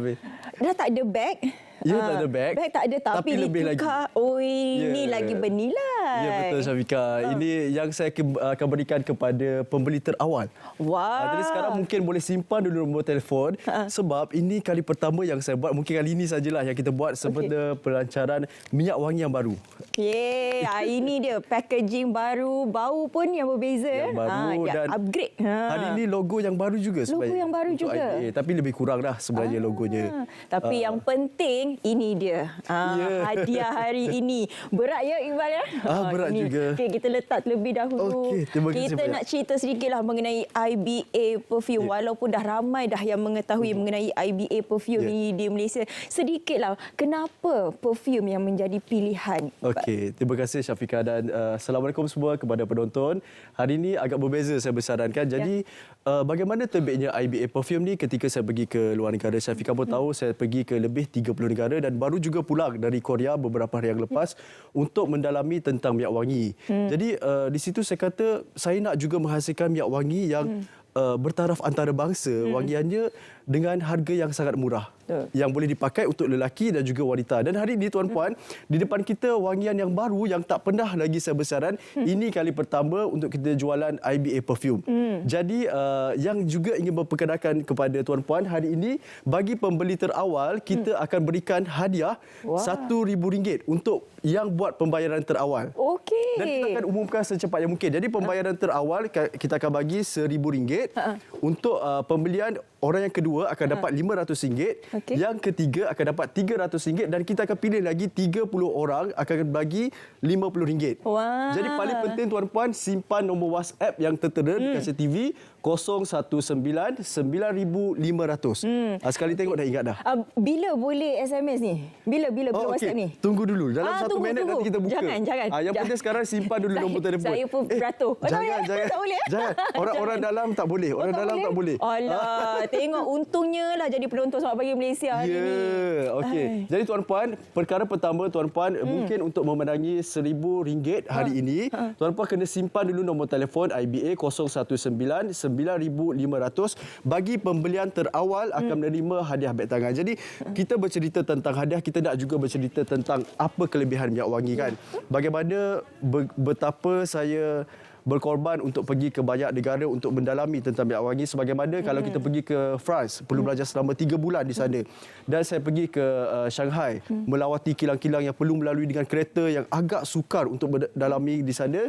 Dan melawat juga di Dubai, di antara butik-butik yang termahal di sana. Jadi terhasillah IBA Perfume edisi kali ini yang kalau ikutkan satu kotak ni RM110. Okey. Tetapi hari ini jimat RM50 dengan harga RM180 termasuk penghantaran ke Sabah Sarawak akan dapat 2 botol wangian yang berbeza dan saya sendiri pakai dah sekarang. Ya, jadi memang sangat cantik dan lebih besarlah kotaknya. Lebih berkualiti kalau tuan-puan tengok dengan bukaan kotak yang lebih berbeza, botol yang lebih premium lah. Wah, cantik. Jadi dapat 2 botol, kedua-dua ni boleh pakai untuk lelaki dan juga wanita. Jadi 2 botol yang tuan beli akan dapat juga hadiah wang tunai. Okey. Sebanyak RM5,000 lah saya simpan untuk bagi keseluruhannya. Dan pembayaran terawal, okey, sekarang ini boleh ready. Sekarang ini kita bukakan, ada poster yang tertera, boleh WhatsApp order minyak wangi IBA sekarang dan kita ada juga buka di Shopee, dah bagi link dan WhatsApp saja buat bayaran secara biasa pun boleh, transfer pun boleh. Dah boleh bermula dari sekarang. Sekarang WhatsApp sekarang. Jadi pembeli yang pertama bayar terus akan dapat hadiah RM1,000. Memang saya akan tunjukkan bukti yang kita akan bagikan. Dan ada poster sebenarnya, nanti akan muncul poster, boleh ambil gambar poster yang tertera dan terus buat pembayaran. Untuk dapat RM1,000, yang kedua RM500 dan yang ketiga akan dapat RM500 dan tak apa kalau lambat pun ada lagi RM50 untuk 30 orang terawal. Jadi boleh ambil gambar poster yang mungkin boleh besarkan sikit ke. Okey. 019 9500. Okey, kali ini tampil pula dengan bawaan Amber and Jade. Ya, nampak ya dari jauh ya. Nampak. Yang mana satu Amber, mana satu Jade? Amber berwarna coklat dan hijau Jade. Wah, okey. Iba ni IBA perfume ni yang kebaikannya ialah bau dia tak menyengat. Dia tak menyakitkan kepala. Saya sangat pentingkan wangian tidak memeningkan kepala dan tidak apa. Ya kan, saya pun suka. Yang mana? Amber ke Jade? Ya, ini saya pakai. Saya suka pakai Amber juga dan Jade dia lebih smooth lah. Lebih soft kan. Jadi tuan-puan, kali ini kita bawa dengan edisi khas juga untuk IBA Perfume memenangi RM1,000 untuk pembelian pertama. Jadi sekarang WhatsApp dah bertubi-tubi dah masuk ni. Okey, kalau tuan-puan nak boleh WhatsApp sekarang. Kalau saya buka suara, okey. Dah masuk dah mesej banyak. Jadi kena cepat-cepat buat bayaran. Sekarang ambil gambar di skrin TV sekarang yang tertera, buat bayaran RM180 termasuk penghantaran ke Sabah Sarawak akan dapat 2 botol minyak wangi yang boleh dipakai 4 ke 5 bulan lamanya. Lelaki dan juga wanita sudah semestinya mesra muslim. Ya, itu yang paling penting. Jadi bayangkan tuan-tuan dan puan bayar RM180 dapat 2 perfume, lepas tu dapat pula hadiah RM1,000 untuk pembeli pertama. Segera sekarang juga WhatsApp. Sekarang WhatsApp dan nanti kita akan bagi nombor akaun dan nanti kita akan bagi detail jugalah untuk memenangi dan untuk memberi kepercayaan yang lebih teluslah. Saya akan screen semua, tunjukkan siapa yang buat bayaran terawal dan kita akan bagi terus. Mungkin esok hari kita boleh umumkan terus. Bagi yang buat pembayaran supaya orang tahu ini memang kita betul bagi. Jadi tuan-puan yang WhatsApp sekarang untuk dapatkan 2 botol minyak wangi ini jimat RM50. Jangan call. Jangan call ya. Jangan call, saya tak jawab, tak sempat nak jawab. IBA Perfume tu jangan call, WhatsApp sahaja. Sorry. Dah ada dah. Bukan dah ada, ramai. Okey. Sekarang ini saya hantar nombor akaun ataupun beli di Shopee pun boleh. Terus WhatsApp bagi tahu saja nak order IBA Perfume. Sabar. Saya pun sabar bagi. Okey, jadi WhatsApp bagi tahu saja nak order IBA Perfume, mungkin boleh munculkan banyak kali sikit poster untuk ambil gambar poster dan terus WhatsApp bagi tahu saja nak order IBA Perfume di nombor 019 9500. Okey, sambil WhatsApp tu kita tengok terlebih dahulu testimoni pengguna setia IBA Perfume. Sama-sama kita saksikan. Okey. I dah biasa pakai perfume jenama yang mahal gila, yang ribu-ribu. Tapi lepas I jumpa Iba Perfume ni, I dah tak pandang dah yang lain. And as a doctor myself, yang jumpa ramai orang in my daily life, I make sure to jaga my image. And one of it is to make sure that I smell great, so people will be more confident to be around me. And sometimes they even ask me, my own patient, dia cakap, "Doktor, you pakai perfume apa? Sedapnya, mesti mahal kan?" I cakap, tak adalah, I pakai Iba Perfume je. And then sometimes kita penat kerja kan, biasa balik rumah dah busuk-busuk kan. Tapi bila pakai Iba ni, balik rumah pun still wangi. I basuh baju pun still wangi. I tak reti nak explain macam mana bau dia ni. Bau dia memang sangat premium. Sometimes I pakai yang lelaki punya juga. Tapi korang memang kena try sebab bau dia ni susah nak describe and tak tahu kat mana nak cari bau yang premium macam ni. Okey, saya saksikan sendiri ya. Handphone Iba tu sikit lagi nak meletup dah tu. Banyak betul yang Saya WhatsApp-nya. berdebar sekarang. Saya berdebar. Sebab ini kali pertama yang saya buat, tapi kita tak boleh buat banyak kali. Sebab nanti kesian saya kena bagi 5. Ya, ini duit saya nak beli lauk ni tak boleh buang Nak ni. beli lauk dah masuk dah dalam ni tak. Oh, ya, Tapi ya. apa pun Iba baru balik daripada Korea Ya, kan. 2-3 hari yang lalu kan. Banyak sangat negara-negara yang Iba dah kunjungi. Antara banyak negara tu yang mana yang memberi impak kepada Okey. Iba? Sebelum tu saya bagi tahu antara negara yang saya pergi ke Dubai, ke Shanghai, ke Indonesia, Singapura, Thailand dan juga negara Arab, Brunei. Jadi di sana saya belajar tentang banyak perkara tentang minyak wangi. Jadi antara negara yang paling saya suka adalah di Dubai. Kerana di sana ada koleksi minyak wangi yang sangat hebat. Dan saya sendiri juga mengumpulkan lebih daripada 200 jenama minyak wangi antarabangsa. Yang saya beli ada sebotol RM2,000, ada yang RM1,000. Jadi itu bukan senang. Sebabnya untuk memastikan bauan itu saya hasilkan bauan yang boleh diterima semua orang, yang tidak hapak, tidak pening bila dipakai lama, dan saya pun tak ada ejen, tak ada stokis selama hingga 8 tahun perniagaan. Kerana saya menjaga premium sebuah produk, dan ini saya takut habis produk je lagi ni. Baru ni dah habis produk, lambat boleh kita post. Jadi yang tertera di kaca TV adalah penghantaran untuk 1 jam permintaan, tapi 3-4 kali ganda. Cuma hari ini saya terkejut ramai yang WhatsApp. Jadi tuan-puan, kalau nak menang hadiah masih lagi sempat untuk menjadi pembeli terawal. Yang pertama akan dapat RM1,000 untuk pembayaran terawal, akan dapat RM1,000 berserta hadiah inilah wang tunai, dan dapat minyak wangi pun untung juga kan. Minyak wangi kali ini jimat RM50 dan kedua dapat RM500. Ini betul-betul saya bagi tahu. Sebab kita di RTM memang kena bagi. Tak boleh macam nak tunggu-tunggu tangguh lagi, sebab kita nak pastikan biar semua orang akan dapat betul-betul. Nanti review lah pada saya. Kalau nak beli di Shopee pun boleh. Kita akan hantar link. Yang penting sekarang tuan-puan, satu cara saja untuk dapatkan adalah WhatsApp. Bagi tahu saja nak order IBA perfume di nombor 019 9,500. Okey. Gambar ni akan muncul beberapa saat saja. Jadi tuan-puan boleh ambil nombor telefon, terus buat bayaran bila dah sampai nombor akaun. Di nombor, sekali tengok dah ingat, 019 9,500. Sekali tengok dah ingat kan? Jadi ambil gambar, bila muncul saja poster, terus ambil gambar dan anda akan menjadi pembeli terawal. Hari ini juga kan pelancaran untuk logo IBA yang baru. Baju baru yang sama dengan Syafiqah. Dan ini jambangan bunga ni memang saya akan bagi betul-betul kepada yang menerima pembeli terawal. Jadi WhatsApp sekarang di nombor 019 9,500, cepat-cepat buat bayaran RM180, 2 botol minyak wangi IBA perfume. Ya, ada baungan Amber dan juga Jade, dan juga kepada yang betul akan memenangi RM1,000. Lepas tu yang kedua RM500, yang ketiga RM300, dan juga untuk 30 orang yang pertama akan menerima RM100. Jadi dapatkan IBA perfume dengan wangian yang sangat-sangat unik. Ini sedapnya bau Iba. Yang ni memang betul sedap. Saya tak tiba. Ini memang sedap. Terima kasih banyak-banyak Ahmad Iba Zulkifli kerana sudi bersama dengan kita hari ini. Kalau berat tak apa, saya boleh pegang aja. Tak apa, saya dah rasa ringan pula tiba-tiba. Okey, terima kasih banyak Iqbal. Okey, sama-sama. Okey, seterusnya kita nak melihat bagaimana sebenarnya ramalan kaji cuaca untuk hari ini. Terus saja bersama dengan pegawai Met Malaysia yang telah pun bersiap sedia. Silakan.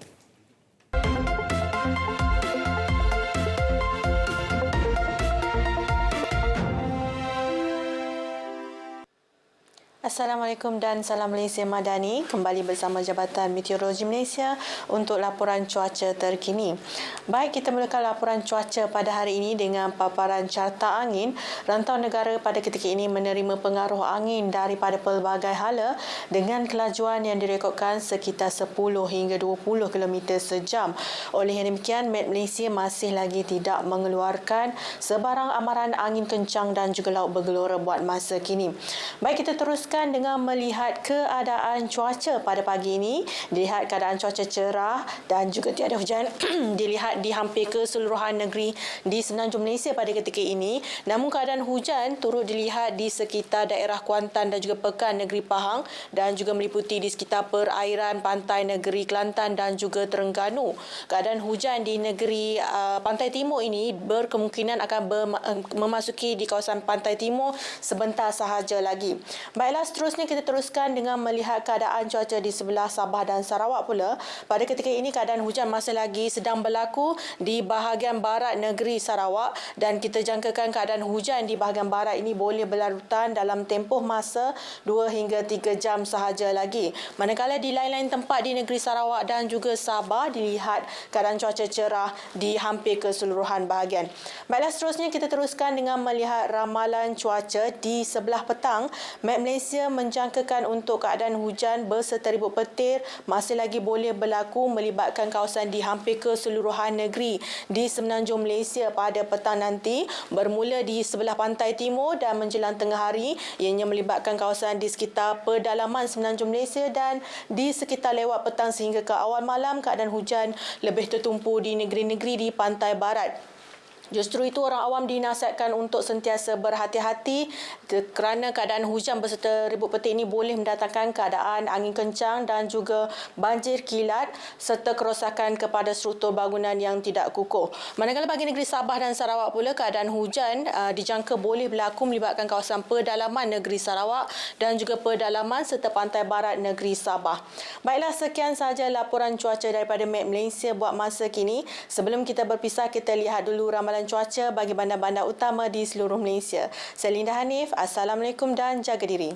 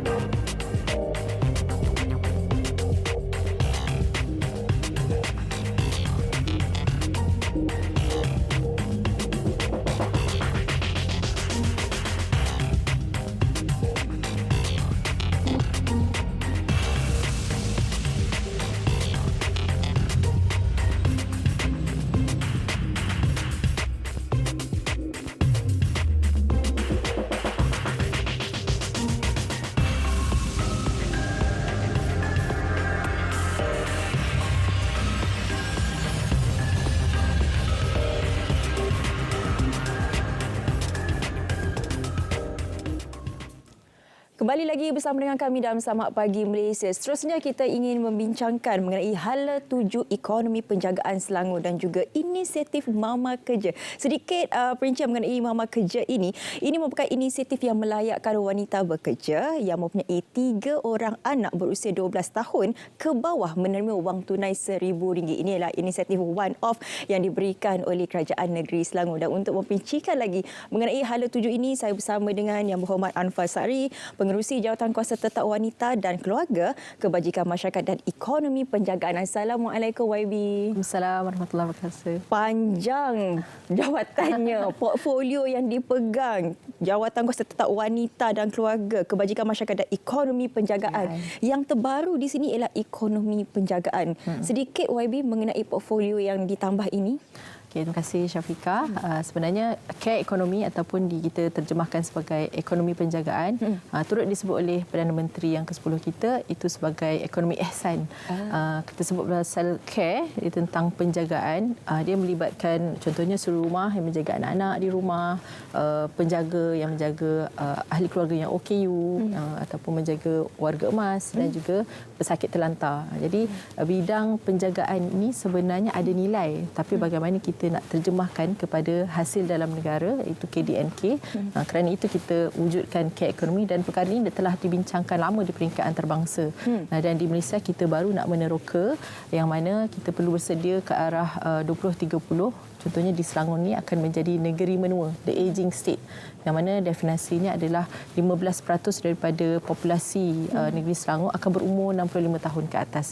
Itu salah satu lah. Ya. Jadi kita juga ingin memahami sebenarnya korelasi antara ekonomi penjagaan ini dan juga pembangunan negara. Sekiranya ekonomi penjagaan ini terabai, bagaimana impaknya, YB? dalam Jabatan Perangkaan tahun 2022 menyatakan kadar peningkatan ataupun penyertaan tenaga buruh wanita sebenarnya kurang berbanding lelaki. Contohnya hanya 69% berbanding lelaki 83%. Sekiranya kita libatkan wanita dalam sektor pekerjaan, dan sektor pekerjaan ini kita perlu define ataupun terjemahkan bagaimana, kerana dia akan merancakkan ekonomi. Jadi kalau kita berikan tumpuan kepada care ekonomi, sebenarnya dengan satu kajian wanita terlibat sahaja kita akan meningkatkan pertumbuhan sebanyak 7 hingga 12% KDNK, dan itu di Selangor akan menyebabkan peningkatan sehingga 33%. Jadi di situ nampak pertambahan signifikan itu kalau kita betul-betul jaga mengenai ekonomi penjagaan ini. Sedikit cabaran di Selangor sebab kita faham Selangor ini dari segi demografiknya pelbagai, dari struktur ekonominya juga pelbagai. Jadi pastinya satu cabaran yang cukup hebat untuk YB, apatah lagi portfolio yang dipegang begitu banyak sekali YB. Pada saya cabaran adalah dalam satu survey wanita-wanita yang memilih untuk tidak bekerja, antaranya kerana kos penjagaan anak yang tinggi.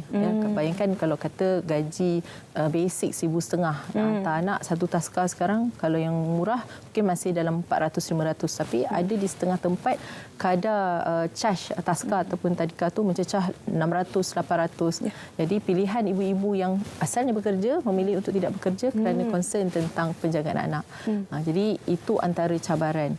Jadi sebab itu kita lancarkan itu insentif mama kerja, itu untuk bantuan ibu-ibu yang bekerja, tapi kita beri one off. Itu melibatkan RM5 juta.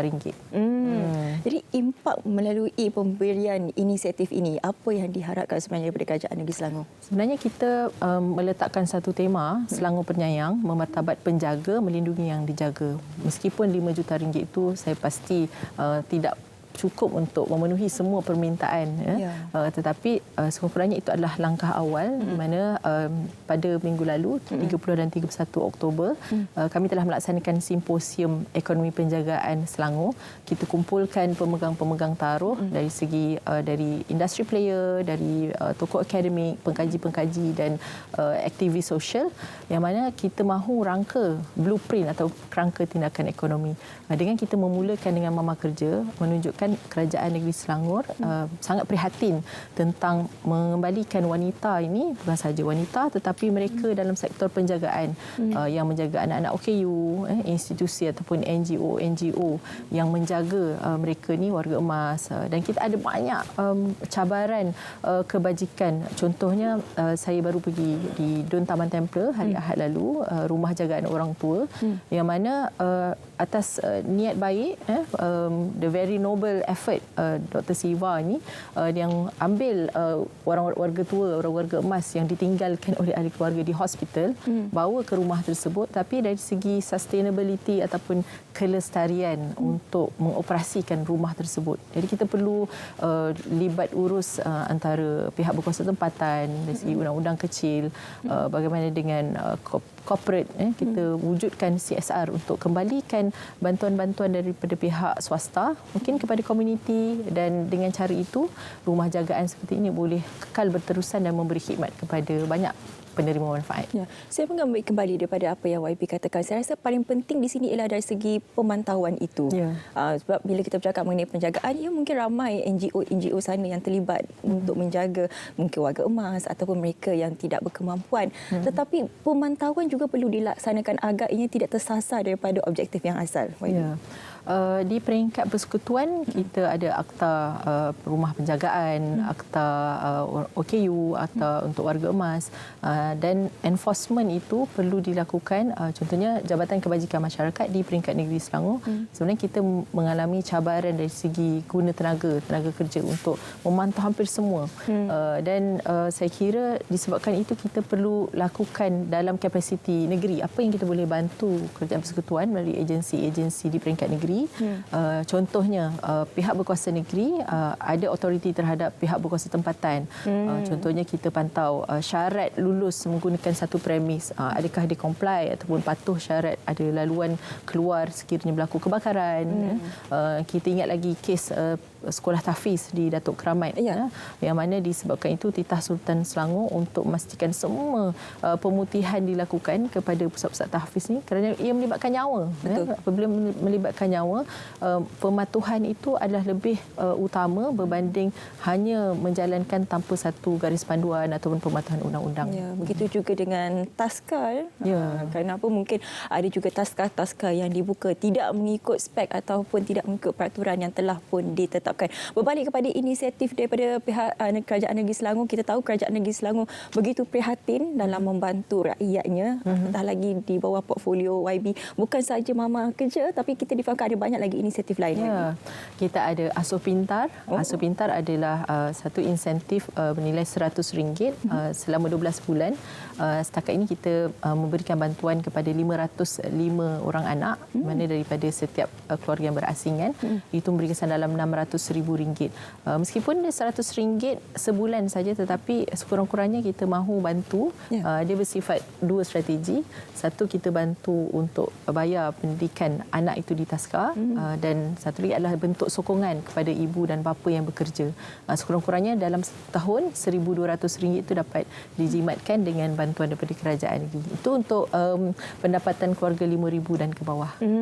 Satu juga yang menarik di mana Selangor menjadi satu-satunya negeri yang telah melancarkan rancangan Selangor Pertama 2021-2025. Jadi bagaimana sebenarnya rancangan ini? Rancangan Selangor Pertama ini melibatkan dari tahun 2021 hingga 2025. Kita mensasarkan negeri makmur, inklusif dan berdaya maju, negeri pintar, dan faktor inklusiviti sosial, iaitu penglibatan wanita, pembangunan keluarga ini berada dalam teras kedua. Kita bukan hanya mahu negeri yang makmur dari segi infra, dari segi fizikal, dan menumbuhkan ekonomi yang tinggi, tetapi kita mahu ada kestabilan dari segi inklusiviti sosial, yang mana keluarga, pembangunan keluarga. Dan dalam Selangor kita ada satu jabatan dipanggil ANIS, Anak Istimewa Selangor, yang mana pada 2019 kerajaan negeri telah memperuntukkan sebanyak 3 juta dan kemudian ditingkatkan pada tahun ini menjadi 4 juta untuk bantuan kepada anak-anak OKU.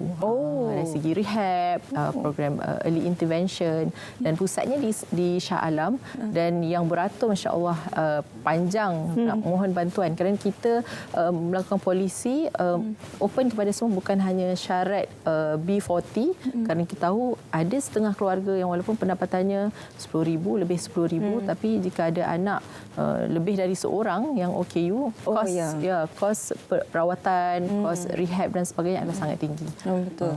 Jadi di Selangor ini banyak inisiatif-inisiatif yang diberikan untuk wanita dan juga keluarga. Untuk mendapatkan maklumat lebih lanjut, YB, bagaimana? Mungkin ada laman sesawan yang boleh dikongsikan? Kita boleh tengok di mamakerja.selangkah.my. Tawarannya untuk 5,000 itu kita buka daripada 1 November dan telah tamat. Kerana kuota permintaan ramai. Saya ingat pada hari Rabu sebelum detik 10 pagi itu saya semak dah jam dah, server down kerana hampir setengah juta ibu-ibu bekerja di Selangor cuba akses kepada website tersebut. Tapi ini satu indikator yang sangat baiklah sebenarnya, bermaksud rakyat Selangor ni begitu cakna dengan apa sahaja inisiatif yang ditawarkan oleh pihak Kerajaan Negeri Selangor. Terima kasih banyak-banyak saya ucapkan kepada YB Anfarsari, Pengerusi Jawatan Kuasa Tetap Wanita dan Keluarga, Kebajikan Masyarakat dan Ekonomi Penjagaan, kerana sudi berkongsi bersama dengan kita mengenai inisiatif yang diberikan oleh pihak Kerajaan Negeri Selangor, itu Mama Kerja. Walaupun dah pun ditutup, tapi kita yakin Kerajaan Negeri Selangor selepas ini pasti akan memberikan inisiatif-inisiatif yang lain lagi khusus untuk rakyat negeri Selangor. Terima kasih YB. Sama-sama. Okey, seterusnya kita nak melihat apa di antara berita-berita yang tidak pasti, yang tidak betul di segmen kita Biar Betul. Jom kita saksikan.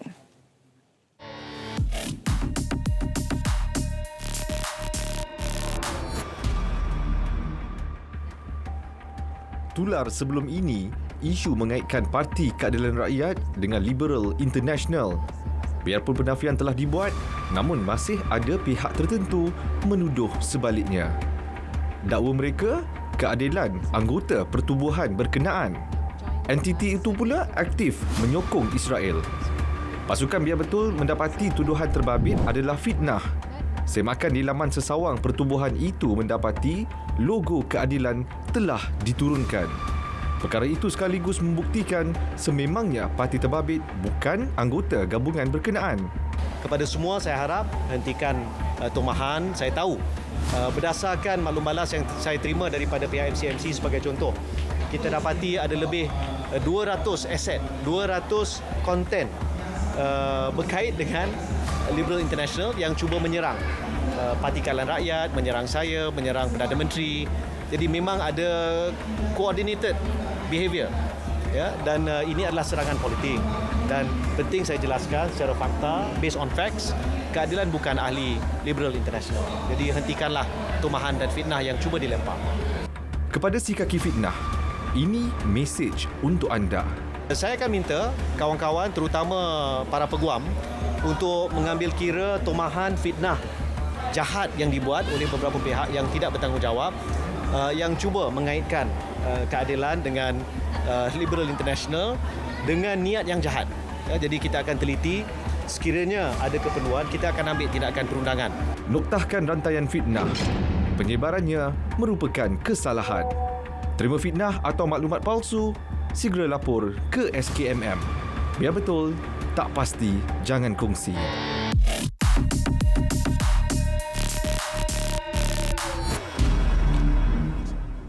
Baiklah, di Selamat Pagi Malaysia pada hari ini kita teruskan lagi. Seterusnya, kami akan berkongsi kepada anda semua berkaitan dengan Anugerah Pembangunan Negara 2023. Jadi hari ini saya sangat berbesar hati bersama dengan Yang Mulia Raja Muhammad Azhan Shah Raja Muhammad, Timbalan Ketua Pengarah Pemantauan dan Penilaian Pembangunan Unit Penyelarasan Pelaksanaan Jabatan Perdana Menteri ICU JPM. Selamat datang ke Selamat Pagi Malaysia. Terima kasih. Baiklah, Anugerah Pembangunan Negara 2023. Sebelum kita pergi kepada anugerah ini, mungkin boleh mulakan dengan sedikit latar belakang ICU JPM ini. Apakah fungsinya dalam pembangunan negara? Okey, terima kasih. Assalamualaikum warahmatullahi wabarakatuh. Salam sejahtera dan salam Malaysia Madani. Saya ucapkan kepada semua penonton setia rancangan Selamat Pagi Malaysia.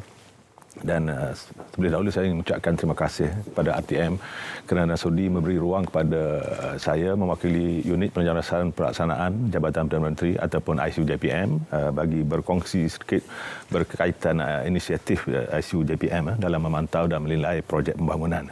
Jadi untuk menjawab persoalan yang dibangkitkan tadi, mungkin saya boleh sentuh dalam konteks perkembangan semasa. Seperti mana yang kita sedia maklum, pada 13 Oktober yang lalu, Yang Amat Berhormat Perdana Menteri telah membentangkan Belanjawan Madani 2024 yang memberi tumpuan ke arah mencapai dan merealisasikan aspirasi Malaysia Madani.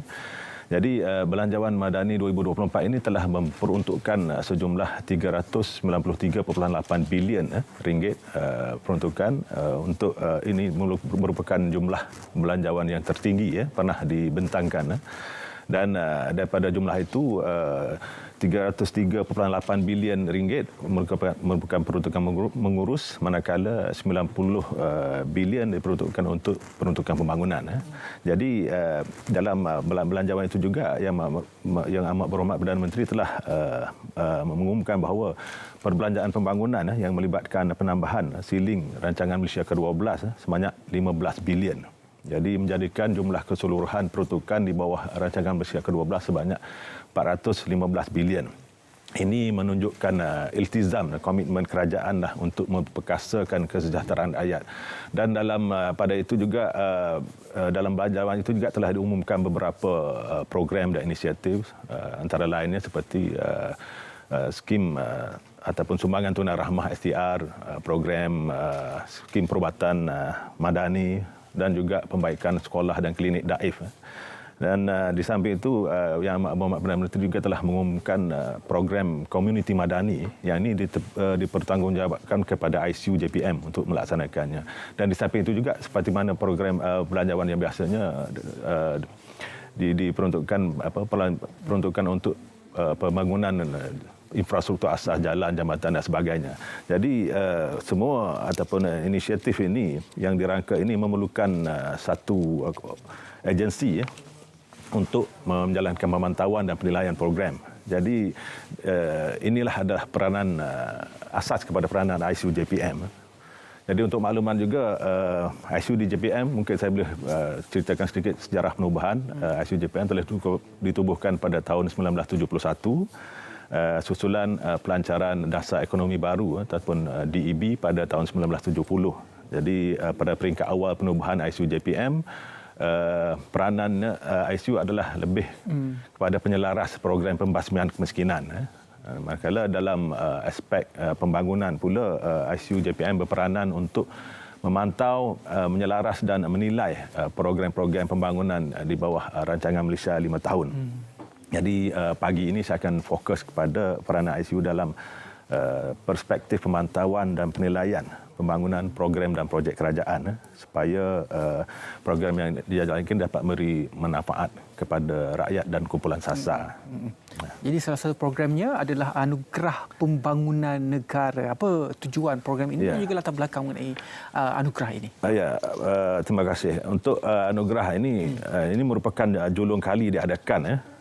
Ini bertujuan untuk mengiktiraf komitmen dan usaha kementerian dan jabatan dalam melaksanakan agenda pembangunan negara. Untuk makluman penonton, anugerah ini akan diadakan pada 14 November ini di Putrajaya dan akan disempurnakan oleh Yang Berbahagia Ketua Setiausaha Negara. Ada 3 kategori, saya difahamkan. Apakah kategori tersebut? Seperti mana yang saya sebut tadi, objektif utama anugerah ini adalah untuk mengiktiraf usaha serta komitmen kementerian agensi dalam memastikan kejayaan pelaksanaan program dan projek pembangunan. Jadi terdapat 3 kategori. Yang pertamanya kategori anugerah prestasi pembangunan terbaik. Dan yang keduanya anugerah pengurusan pematuhan Industrialized Building System ataupun IBS terbaik, dan seterusnya yang ketiganya anugerah penilaian outcome. Jadi mungkin saya boleh sentuh sikit mengenai secara terperinci anugerah prestasi pembangunan terbaik ini adalah jadi sebagai pengiktirafan kepada daya usaha kementerian, jabatan dan agensi yang dinilai berdasarkan prestasi pelaksanaan dan perbelanjaan program dan projek pembangunan serta pelaporan melalui sistem My Project. Untuk maklumannya, sistem My Project ini dah dibangunkan secara dalaman oleh ICU JPM sendiri untuk tujuan memantau dan penilai pelaksanaan program-program pembangunan. Dan keduanya, untuk anugerah pengurusan pematuhan IBS terbaik ini mengambil kira amalan dan pematuhan IBS dalam aspek pelaksanaan projek-projek binaan awam, projek-projek kerajaan, dan di mana penggunaan IBS ini mampu mempercepatkan tempoh pelaksanaan projek-projek kerajaan, dan juga yang keduanya penggunaan IBS juga mampu mengurangkan kebergantungan kepada pekerja asing. Untuk penilaian outcome pula bagaimana? Anugerah penilaian outcome ini? Untuk anugerah penilaian outcome pula yang merupakan pengiktirafan kepada kementerian dan agensi yang telah menunjukkan prestasi tinggi dalam mencapai outcome program dan projek yang telah dirancang. Jadi untuk makluman juga, penilaian outcome ini adalah kaedah yang telah diperkenalkan oleh kerajaan sejak tahun 2012 lagi. Ia adalah untuk mengukur impak dan keberkesanan program dan projek pembangunan kerajaan yang telah siap dan digunakan oleh kumpulan sasar. Kita menilai keberhasilan program tersebut. Jadi anugerah ini akan berlangsung pada 14 November ini. Mungkin ada sedikit perincian mengenai anugerah pada 14 November ini, mungkin siapa yang hadir dan juga apakah keunikan pada 14 hari bulan tersebut. Terima kasih. Jadi anugerah ini seperti yang saya sebut tadi merupakan pertama kali dan akan diadakan di Putrajaya, dan jemputannya adalah dari kalangan ketua-ketua jabatan, ketua-ketua kementerian dan pegawai kerajaan. Manakan skop anugerah ini adalah untuk pelaksanaan projek-projek kerajaan. apa perancangan seterusnya untuk tahun-tahun hadapan? Okey, untuk harapan atau perancangannya, kita bercadang untuk menjadikan program Anugerah Pembangunan Negara ini adalah sebagai satu acara tahunan supaya untuk mengekalkan momentum dan dalam kalangan kementerian dan agensi dan seterusnya menjadikan budaya amalan terbaik dan tata kelola yang baik dalam pengurusan projek awam ini sebagai budaya. Jadi mungkin sedikit harapan daripada Tuan sendiri untuk Anugerah Pembangunan Negara 2023 di bawah ICU ini. Silakan. Ya. Okey, terima kasih.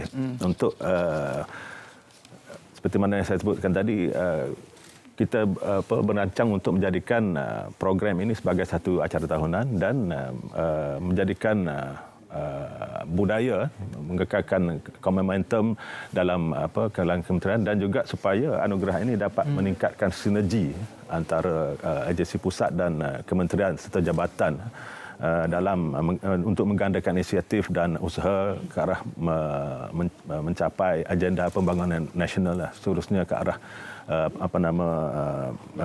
selaras dengan aspirasi Malaysia Madani. Itu kita doakan yang terbaik untuk Anugerah Pembangunan Negara 2023 yang akan berlangsung pada 14 November ini. Terima kasih banyak-banyak kepada Yang Mulia Raja Muhammad Azhan Shah Raja Muhammad, Timbalan Ketua Pengarah Pemantauan dan Penilaian Pembangunan, Unit Penyelarasan Pelaksanaan Jabatan Perdana Menteri ICU JPM. Terima kasih. Okey, sekarang kita akan ke cerita pagi di negeri Melaka pada kali ini. Masih lagi berkaitan dengan monsun timur laut, dan kita akan menyaksikan bagaimanakah APM Melaka bersiap siaga untuk menghadapi monsun timur laut ini. Rakan saya Ashikin sudah pun bersedia dengan laporan cerita pagi. Ashikin, silakan. Baik, terima kasih langsung bersama saya untuk cerita pagi dari Melaka. Jabatan Meteorologi Malaysia, Malaysia meramalkan monsun timur laut dijangka melanda negara pada November hingga Mac tahun depan dan pastinya Angkatan Pertahanan Awam antara pasukan yang sentiasa bersiap siaga bagi menghadapi musim ini. Jadi berkongsi untuk lebih lanjut antara persiapan yang dilaksanakan APM khususnya di Melaka, saya bersama dengan Pengarah Angkatan Pertahanan Awam Melaka, Lieutenant Kolonel Pertahanan Awam Kamarul Shah Muslim. Baik Tuan, terima kasih sudi bersiaran bersama kami di Selamat Pagi Malaysia. Mungkin Tuan boleh kongsikan persiapan APM Melaka dalam menghadapi monsun timur laut ini. Okey, bismillahirrahmanirrahim. Assalamualaikum warahmatullahi wabarakatuh kepada penonton RTM. Jadi kita di Angkatan Pertahanan Malaysia Negeri Melaka, APM Negeri Melaka, untuk persiapan menghadapi monsun timur laut 2023-2024 pada kali ini, kita telah pun membuat beberapa persiapan. Antaranya kita telah mengenal pasti beberapa kawasan hotspot atau yang kerap berlaku bencana, khususnya banjir. Dan sebagai APM selaku Sekretariat Jawatankuasa Pengurusan Bencana di peringkat negeri dan daerah akan sentiasa siap siaga bagi membuat pemantauan di kawasan-kawasan hotspot, kawasan yang kerap berlaku banjir. Sekiranya hujan lebat turun dengan tanpa henti melebihi 3 atau 4 jam. Keseluruhan kawasan hotspot di negeri Melaka ada hampir 124 kawasan hotspot yang telah pun sebenarnya dikenal pasti oleh Jabatan Pengairan dan Saliran JPS.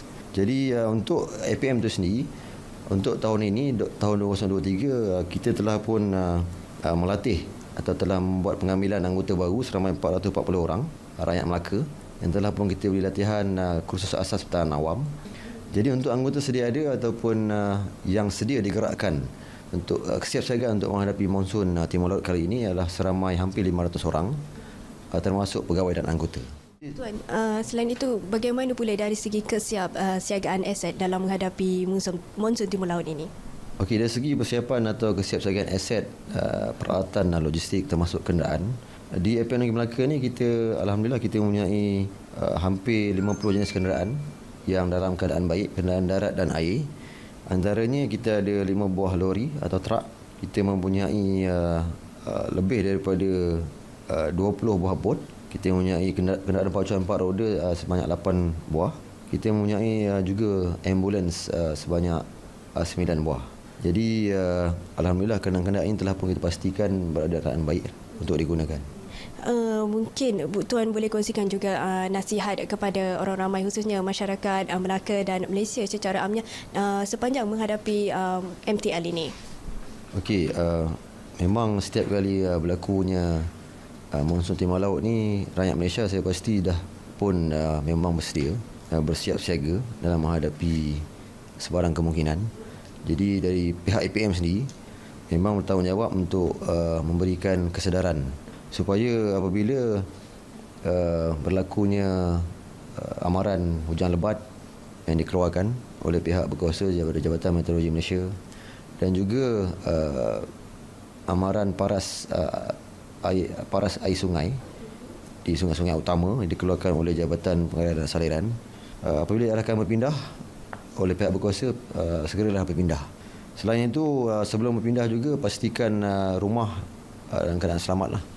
Segala punca kuasa elektrik, bekalan air perlulah dimatikan, dan barang-barang yang berharga, barang-barang elektrik letaklah di tempat yang tinggilah sekiranya perlu. Okey, selain itu sebelum berpindah pastikan segala dokumentasi yang dokumen-dokumen penting dan juga bekalan-bekalan asas yang perlu dibawa ke pusat pemindahan dibawa.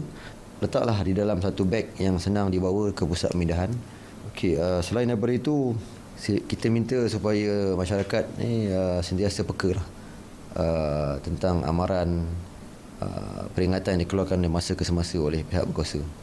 Sekarang ni zaman media sosial banyak saluran yang kita boleh dapatlah tentang amaran-amaran berlakunya bencana ni. Okay. Terima kasih atas perkongsian itu. Jadi saya kira itu perkongsian cerita pagi dari Melaka bersama saya Nurul Ashikin Abdul Halim. Kembali ke studio Selamat Pagi Malaysia. Silakan. Terima kasih banyak Ashikin. Itu dia cerita pagi dari negeri Melaka, kesiapsiagaan APM untuk menghadapi monsun Timur Laut. Ya. Baiklah, kembali ke studio Selamat Pagi Malaysia. Sekarang musim convocation. Ya. UM dan banyak IPTA sedang hampir melangsungkan convocation pada bulan 11 dan juga bulan 12 nanti. Ya, dan Universiti Malaya juga akan menjalankan convocation pada 25 November. Jadi pada 25 November ini, sebelum sampai ke tarikh kemuncak itu, adanya festival yang akan diadakan selama tempoh sebulan ini, Ridwan, yang dinamakan Festival Convocation Universiti Malaya FESCOM 2023. Dan hari ini kita bersama dengan Timbalan Pengarah juga pengarahnya sendiri. Saya kenalkan terlebih dahulu Muhammad Nur Hazi Muhammad Sukri, Timbalan Pengarah 1 Festival Convocation Universiti Malaya, dan juga di sebelahnya Muhammad Nazri Azmi, Pengarah Festival Convocation UM. Assalamualaikum, selamat pagi. Waalaikumsalam. Meriahlah sekarang kat UM ya. Dah mula dah. Dah mula. Festival Convocation ni setiap tahun dia akan diadakan. Malah kalau setahun 2 kali convocation, 2 lah festival convocation akan berlangsung. Cuma dia ada mini dengan yang berada besar. Kalau di Universiti Malaya bagaimana? Adakah hanya satu yang akan dijalankan festival convocation secara besar-besaran atau bagaimana? Di Universiti Malaya sekali saja diadakan secara besar-besaran lah untuk semua graduan yang graduate time tu. Untuk tahun ni bagaimana? Apakah konsep yang dibawakan untuk FESCOM kali ini? Okey, untuk tahun ni konsep yang dibawakan adalah Meronai Madani. Di mana meronai ini mengikut Kamus Dewan edisi keempat adalah mencirikan ataupun mewarnai Madani, iaitu dasar yang dibawa oleh Yang Berbahagia Yang Amat Berhormat Perdana Menteri. Okey, kita nak terus sajalah sebab kita nak tahu juga apa di antara aktiviti ataupun program dan juga pengisian yang dirangka sepanjang sebulan ini. Okey, untuk makluman, Festival Convocation Universiti Malaya 2023 pada tahun ini membawakan hampir 20 aktiviti serta pelbagai lagi program-program yang menarik untuk kesemua mahasiswa dan juga sepatutnya untuk orang luar juga, komuniti daripada Lembah Kelang dan malahan untuk ibu bapa yang akan hadir ke Festival Convocation Universiti Malaya nanti. Yang telah lepas, kita baru sahaja melangsungkan FESCOM Bubble Run, iaitu sebuah larian yang berkonsepkan buih. Dan untuk program ini sahaja kita berjaya mendapat peserta lebih daripada 750 orang. Satu sambutan yang amat menggalakkan, penuh satu UM. Hari Sabtu lepas orang berlari satu kampus. Lepas tu kita juga ada jalankan karnival badan pelajar untuk mempromosikan persatuan-persatuan. Kita nak promosikan juga aktiviti-aktiviti yang dijalankan oleh mahasiswa Universiti Malaya, dan akan datang ni pelbagai lagi aktiviti-aktiviti menarik yang kita akan jalankan dijalankan. Antaranya kita ada Battle of the Band. Kita ada juga program Fescom Book Town di mana pesta buku untuk mahasiswa nak cari buku-buku. Kita ada jemput pelbagai publisher-publisher yang terkenal. Antaranya Jejak Terbiah, kita ada Fiksi dan juga pelbagai lagi publisher-publisher yang terkemuka di Malaysia lah. Difahamkan juga ada perarakan. Itu perarakan apa pula tu? Okey. Perarakan ini adalah perarakan cerita warna. Di mana kolej-kolej kediaman dekat seluruh UM kena hantar wakil bertemakan negeri-negeri yang ada di Malaysia. Oh, menarik. Okey. Jadi kalau Sabah tu kan apa? Bawa Gunung Kinabalu lah macam tu. Boleh jadi. Kampus UM besar kan? Lokasi Fescom ni di mana? Okey. Lokasi utama untuk Fescom adalah di sekitar Kompleks Perdana Siswa, di mana dia berada, boleh kata dekat tengah-tengah Universiti Malaya lah. Jadi kawasan ini amat strategik sebab mudah untuk semua pelajar datang. Okey, signifikan penganjuran festival ini khususnya kepada para pelajar sendiri bagaimana? Okey, saban tahun memang Festival Convocation Universiti Malaya sebagai salah satu festival yang terbesar di Universiti Malaya ni memang semua orang tertunggu-tunggu. Baik dalam kalangan mahasiswa, graduan, malahan alumni juga yang akan hadir bersama dalam kesemua aktiviti-aktiviti Fescom pada tahun ini. Apatah lagi tahun ini menyaksikan tahun ke-63. Tahun ke-63 Universiti Malaya mengadakan istiadat convocation di DTC. Dan juga pada tahun ini Festival Convocation Universiti Malaya 2023 memang kita menjangkakan ramai penyertaan daripada kalangan ibu bapa, daripada kalangan alumni, malahan ada aktiviti-aktiviti kita juga menjemput alumni-alumni yang terkemuka, antaranya Pak Nel yang baru sahaja dianugerahkan Profesor Adjung di Fakulti Perniagaan dan Ekonomi yang akan menjadi panel untuk bicara alumni yang akan dijalankan pada 23 November nanti. Apa program kemuncak? Biasanya kalau Fescom setiap universiti ni kan program kemuncak contohnya konsert ke apa. Untuk kali ini di UM apa program kemuncak Fescom 2023 ini?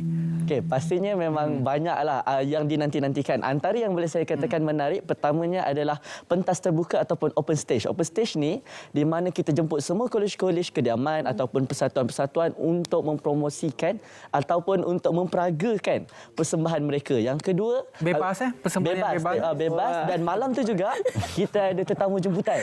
Kita ada artis jemputan daripada Ipoh Hafiz. Lepas tu kita ada Battle of the Band. Konsert jugalah. Tapi Battle of the Band ni ada lebih daripada 10 kumpulan yang akan menyertai Battle of the Band dan kemuncaknya pun ada artis jemputan. Nak tahu siapa? Kena datang nanti. Adakah Battle of the Band ini antara kolej-kolej ataupun ada juga band daripada luar? Memang untuk Battle of the Band pada tahun ini kita buka kepada orang luar. Malahan ada juga daripada Universiti IPTA yang lain yang turut serta menyertai Battle of the Band Festival Convocation Universiti Malaya pada tahun ini. Wah, okey. Difahamkan juga ada gerai-gerai jualan untuk pengunjung yang berkunjung tiba ke Fescom ini. Ya, betul. Apa di antara gerai jualan yang ada? Okey, kita ada hampir 50 gerai jualan sepanjang Fescom. Banyak gerai-gerai jualan yang menarik. Antaranya ada pelbagai masakan lah. Ada masakan macam takoyaki ada, nasi-nasi ada, yang biasa ada, yang tak biasa pun ada. Okey. Bermula daripada tarikh bila sampai ke bila hari terakhirnya? Okey, kalau ikutkan sebenarnya kita telah pun bermula dengan aktiviti-aktiviti Pra-Fescom sebelum ini. Aktiviti Pra-Fescom telah pun bermula daripada 2 November yang lepas dan sekarang sedang berlangsung dan gerai-gerai jualan akan bermula daripada 14 November dan aktiviti-aktiviti utama pun akan bermula daripada 14 November nanti dan akan berterusan sehinggalah 3 Disember 2023. Kemuncak Istiadat Convocation akan dijalankan 25 November nanti dan akan berakhir sama juga pada 3 Disember nanti. Lama tu kan. Maksudnya gerai-gerai jualan itu akan dibuka bermula 14 sampailah Disember lah, 14 November. Hampir sebulan. Hampir sebulan. Siapa lagi pihak yang terlibat ataupun kolaborasi? Mungkin dengan siapa? Okey, di peringkat Universiti Malaya memang kita ada menjalankan kolaborasi dengan pelbagai pihak, baik dari dalam kalangan jabatan-jabatan di peringkat Universiti Malaya, malahan di peringkat luar. Kita ada juga berkolaborasi bersama dengan Persatuan Alumni. Kita ada kolaborasi dengan malahan alumni Universiti Malaya banyak membuka empayar-empayar besar di luar sana yang kita ada kolaborasi bersama dalam kesemua program-program kita, sama ada di peringkat gerai jualan ataupun di peringkat untuk menjual cenderahati-cenderahati ataupun kesemua semua aktiviti-aktiviti FESCAM nanti. Okey, dalam kesempatan masa yang ada boleh wawarkan kepada penonton dan seluruh rakyat Malaysia untuk datang beramai-ramai memeriahkan FESCAM 2023. Silakan. Okey, silakan. Hazim dulu. Hazim, cakap sikit Hazim. Atau cakap bertadi lagi ni. Okey, jangan lupa untuk datang FESCAM Meronai Madani 14 hingga 3 Disember di Universiti Malaya. Bawa anak-anak, bawa kawan-kawan, bawa keluarga, jangan lupa untuk datang. Okey, silakan. Sekali lagi untuk kesemua rakyat Malaysia, tak kira anda daripada negeri mana, daripada utara hingga ke selatan, timur ke barat, jangan lupa untuk hadir ke kampus Universiti Malaya. Jangan risau, pagar buka 24 jam. Boleh datang, gerai jualan akan dibuka daripada pagi sampai ke malam. Dan aktiviti-aktiviti FESCAM pun memang sepanjang hari dan sepanjang bulan ini akan dijalankan. Oleh itu, jemput datang ke Universiti Malaya, jemput memeriahkan FESCAM Meronai Madani. Terima kasih banyak-banyak kepada kedua-duanya, pelajar yang cukup hebat, masih lagi muda, jiwa muda. Nur Hazim Muhammad Sukri, Timbalan Pengarah 1 Festival Convocation Universiti Malaya, dan juga terima kasih juga kepada Nazri Azmi, Pengarah Festival Convocation Universiti Malaya. Kita kena ikut ni lah, Irfan alumni UM kan. Mana tahu kita boleh join dia sekali kan. Tapi tadi kata ada Battle of the Band kan, terbuka kepada orang luar. Tapi yang band ini seterusnya yang akan menghiburkan kita tak boleh masuk. Sebab kalau yang ni masuk takut menang. Dia upload video, tak boleh.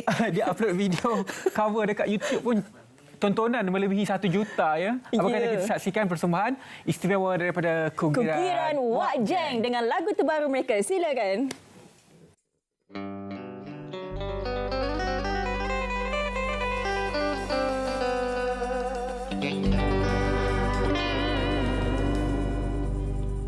Malam yang bergemerlapan, kulihat bulan terang benderang,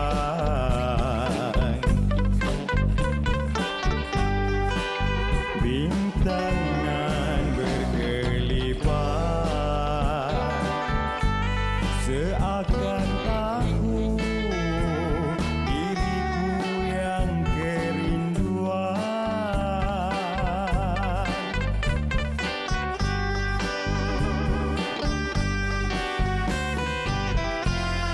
asmara ini terus bergelora, mengasyikkan, damai dan nyaman.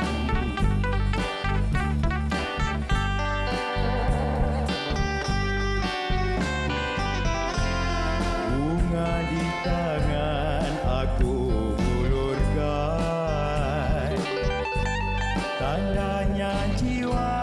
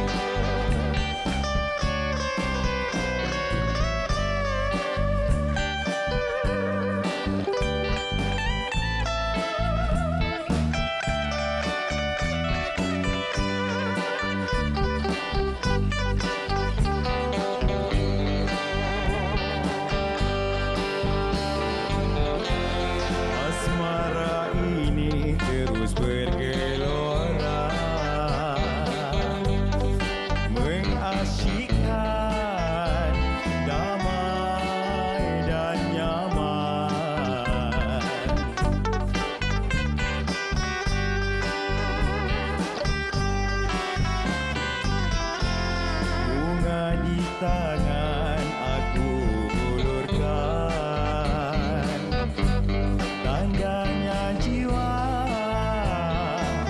sudah tertawan.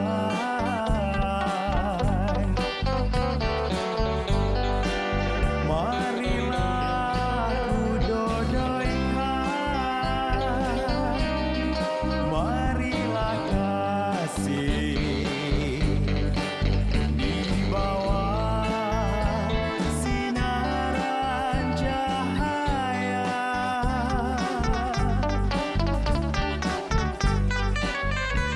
Agar kau cintaku malam ini tidur lena.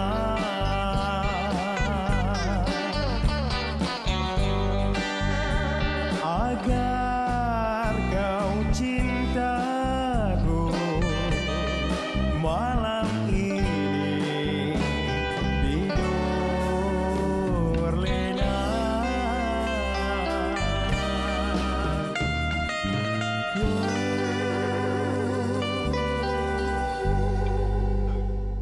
Dan Wak Jeng.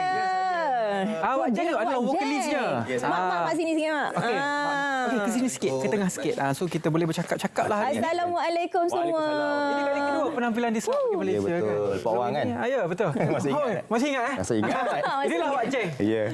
Dan untuk pengetahuan semua, mereka ini semua adalah satu keluarga. Adik-beradik. Ya, betul. Dan maknya di sana lah. Yang penting mak sihat, Mak. Alhamdulillah sihat. Ada seorang lagi. Mak Adik-beradiknya di luar tapi tengah ambil gambar, ambil betul. video. Sebelum ni jadi vokalis juga di sini kan. Betul. Ini lagu terbaru Ini lagu terbaru, Rindu Malam. Hasil tulisan saya semualah. Kita bersama-sama. Okey, apa keunikan lagu ini berbanding lagu sebelumnya? Lagu ni kita bawakan mood tahun 53. Oh, itu yang begini. Terus bagi tahun terus. 53 kita ambil vibe 53. Kita masukkan elemen klasik zaman-zaman Allahyarham Tan Sri P. Ramlee dan juga kita masukkan vibe-vibe irama 60-an jugalah. Okey, ke depan sikit. Ada keroncong sikit. Biar kita sama-sama. Ada ala-ala keroncong sikit. Pak Wang nak pergi mana Pak Wang?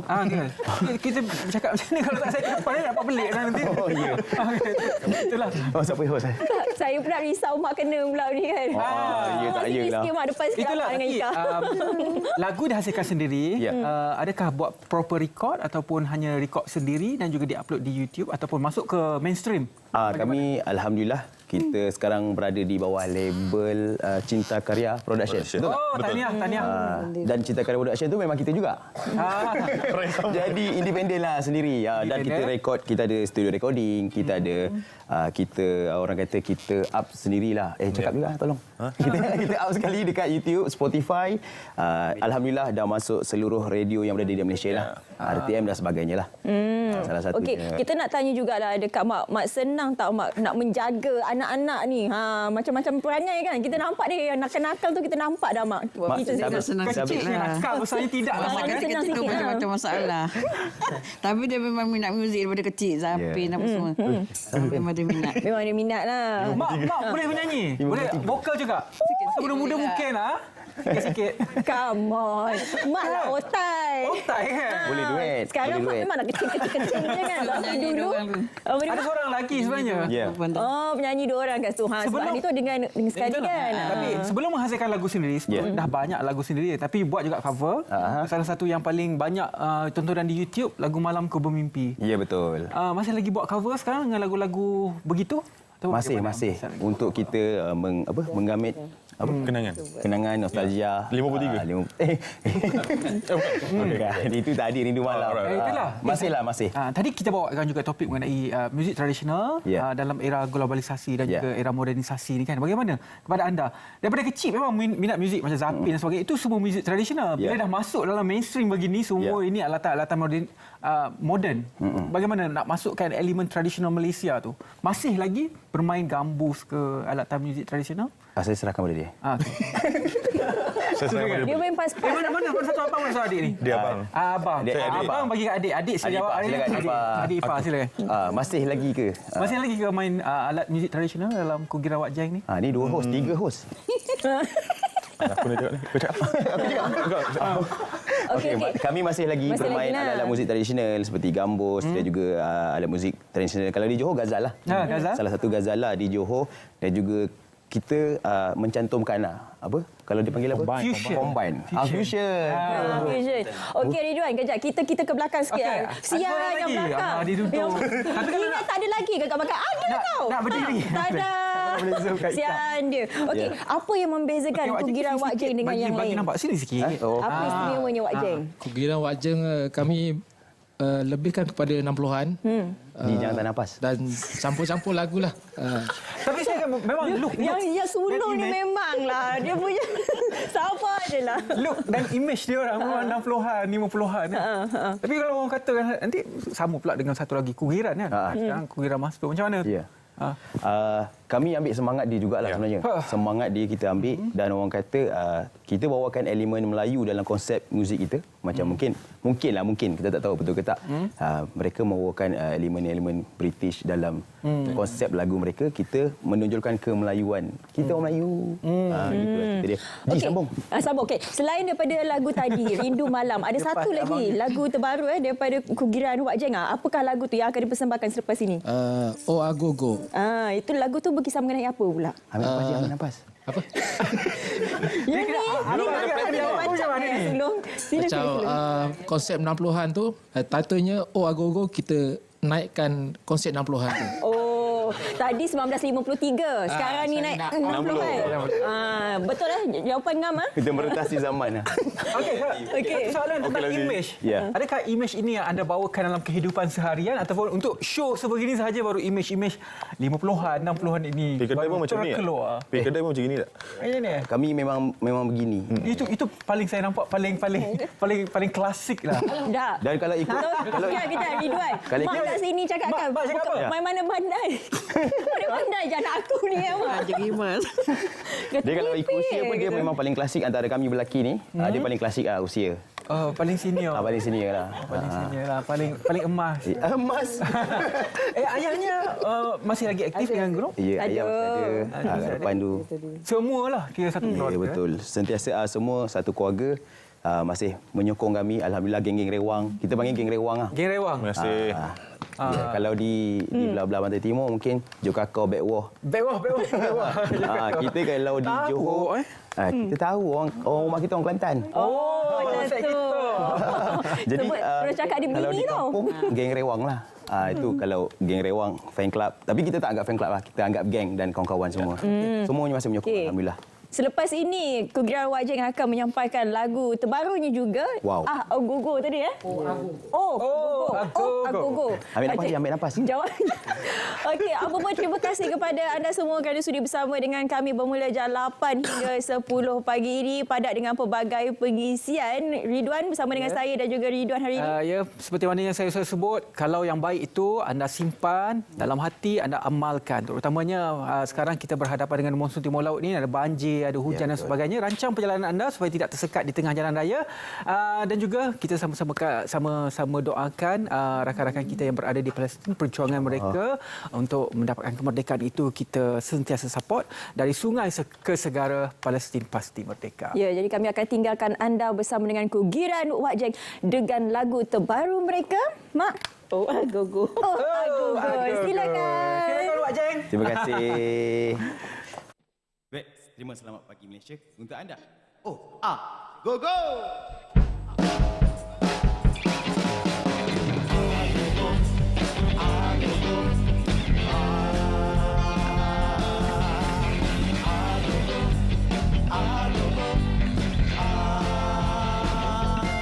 Malam minggu mau kemana? Esok tak kerja, hari cuti lah. Ajak teman pergi berdansa riang. Badanku goyang mengikut tempo. Irama raja itu agogo. Kegemaran di tahun 60. Ayo kita agogo. Gerak ke kiri dan ke kanan, kaki dan badan. Oh agogo. Pusing ke belakang dan ke depan. Kita seiringan. Oh agogo. Awas terpijak.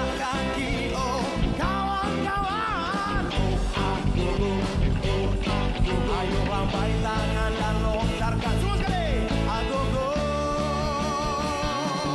Badan digoyang ikut tempo. Irama raja itu agogo. Kegemaran di tahun 60. Ayo kita agogo.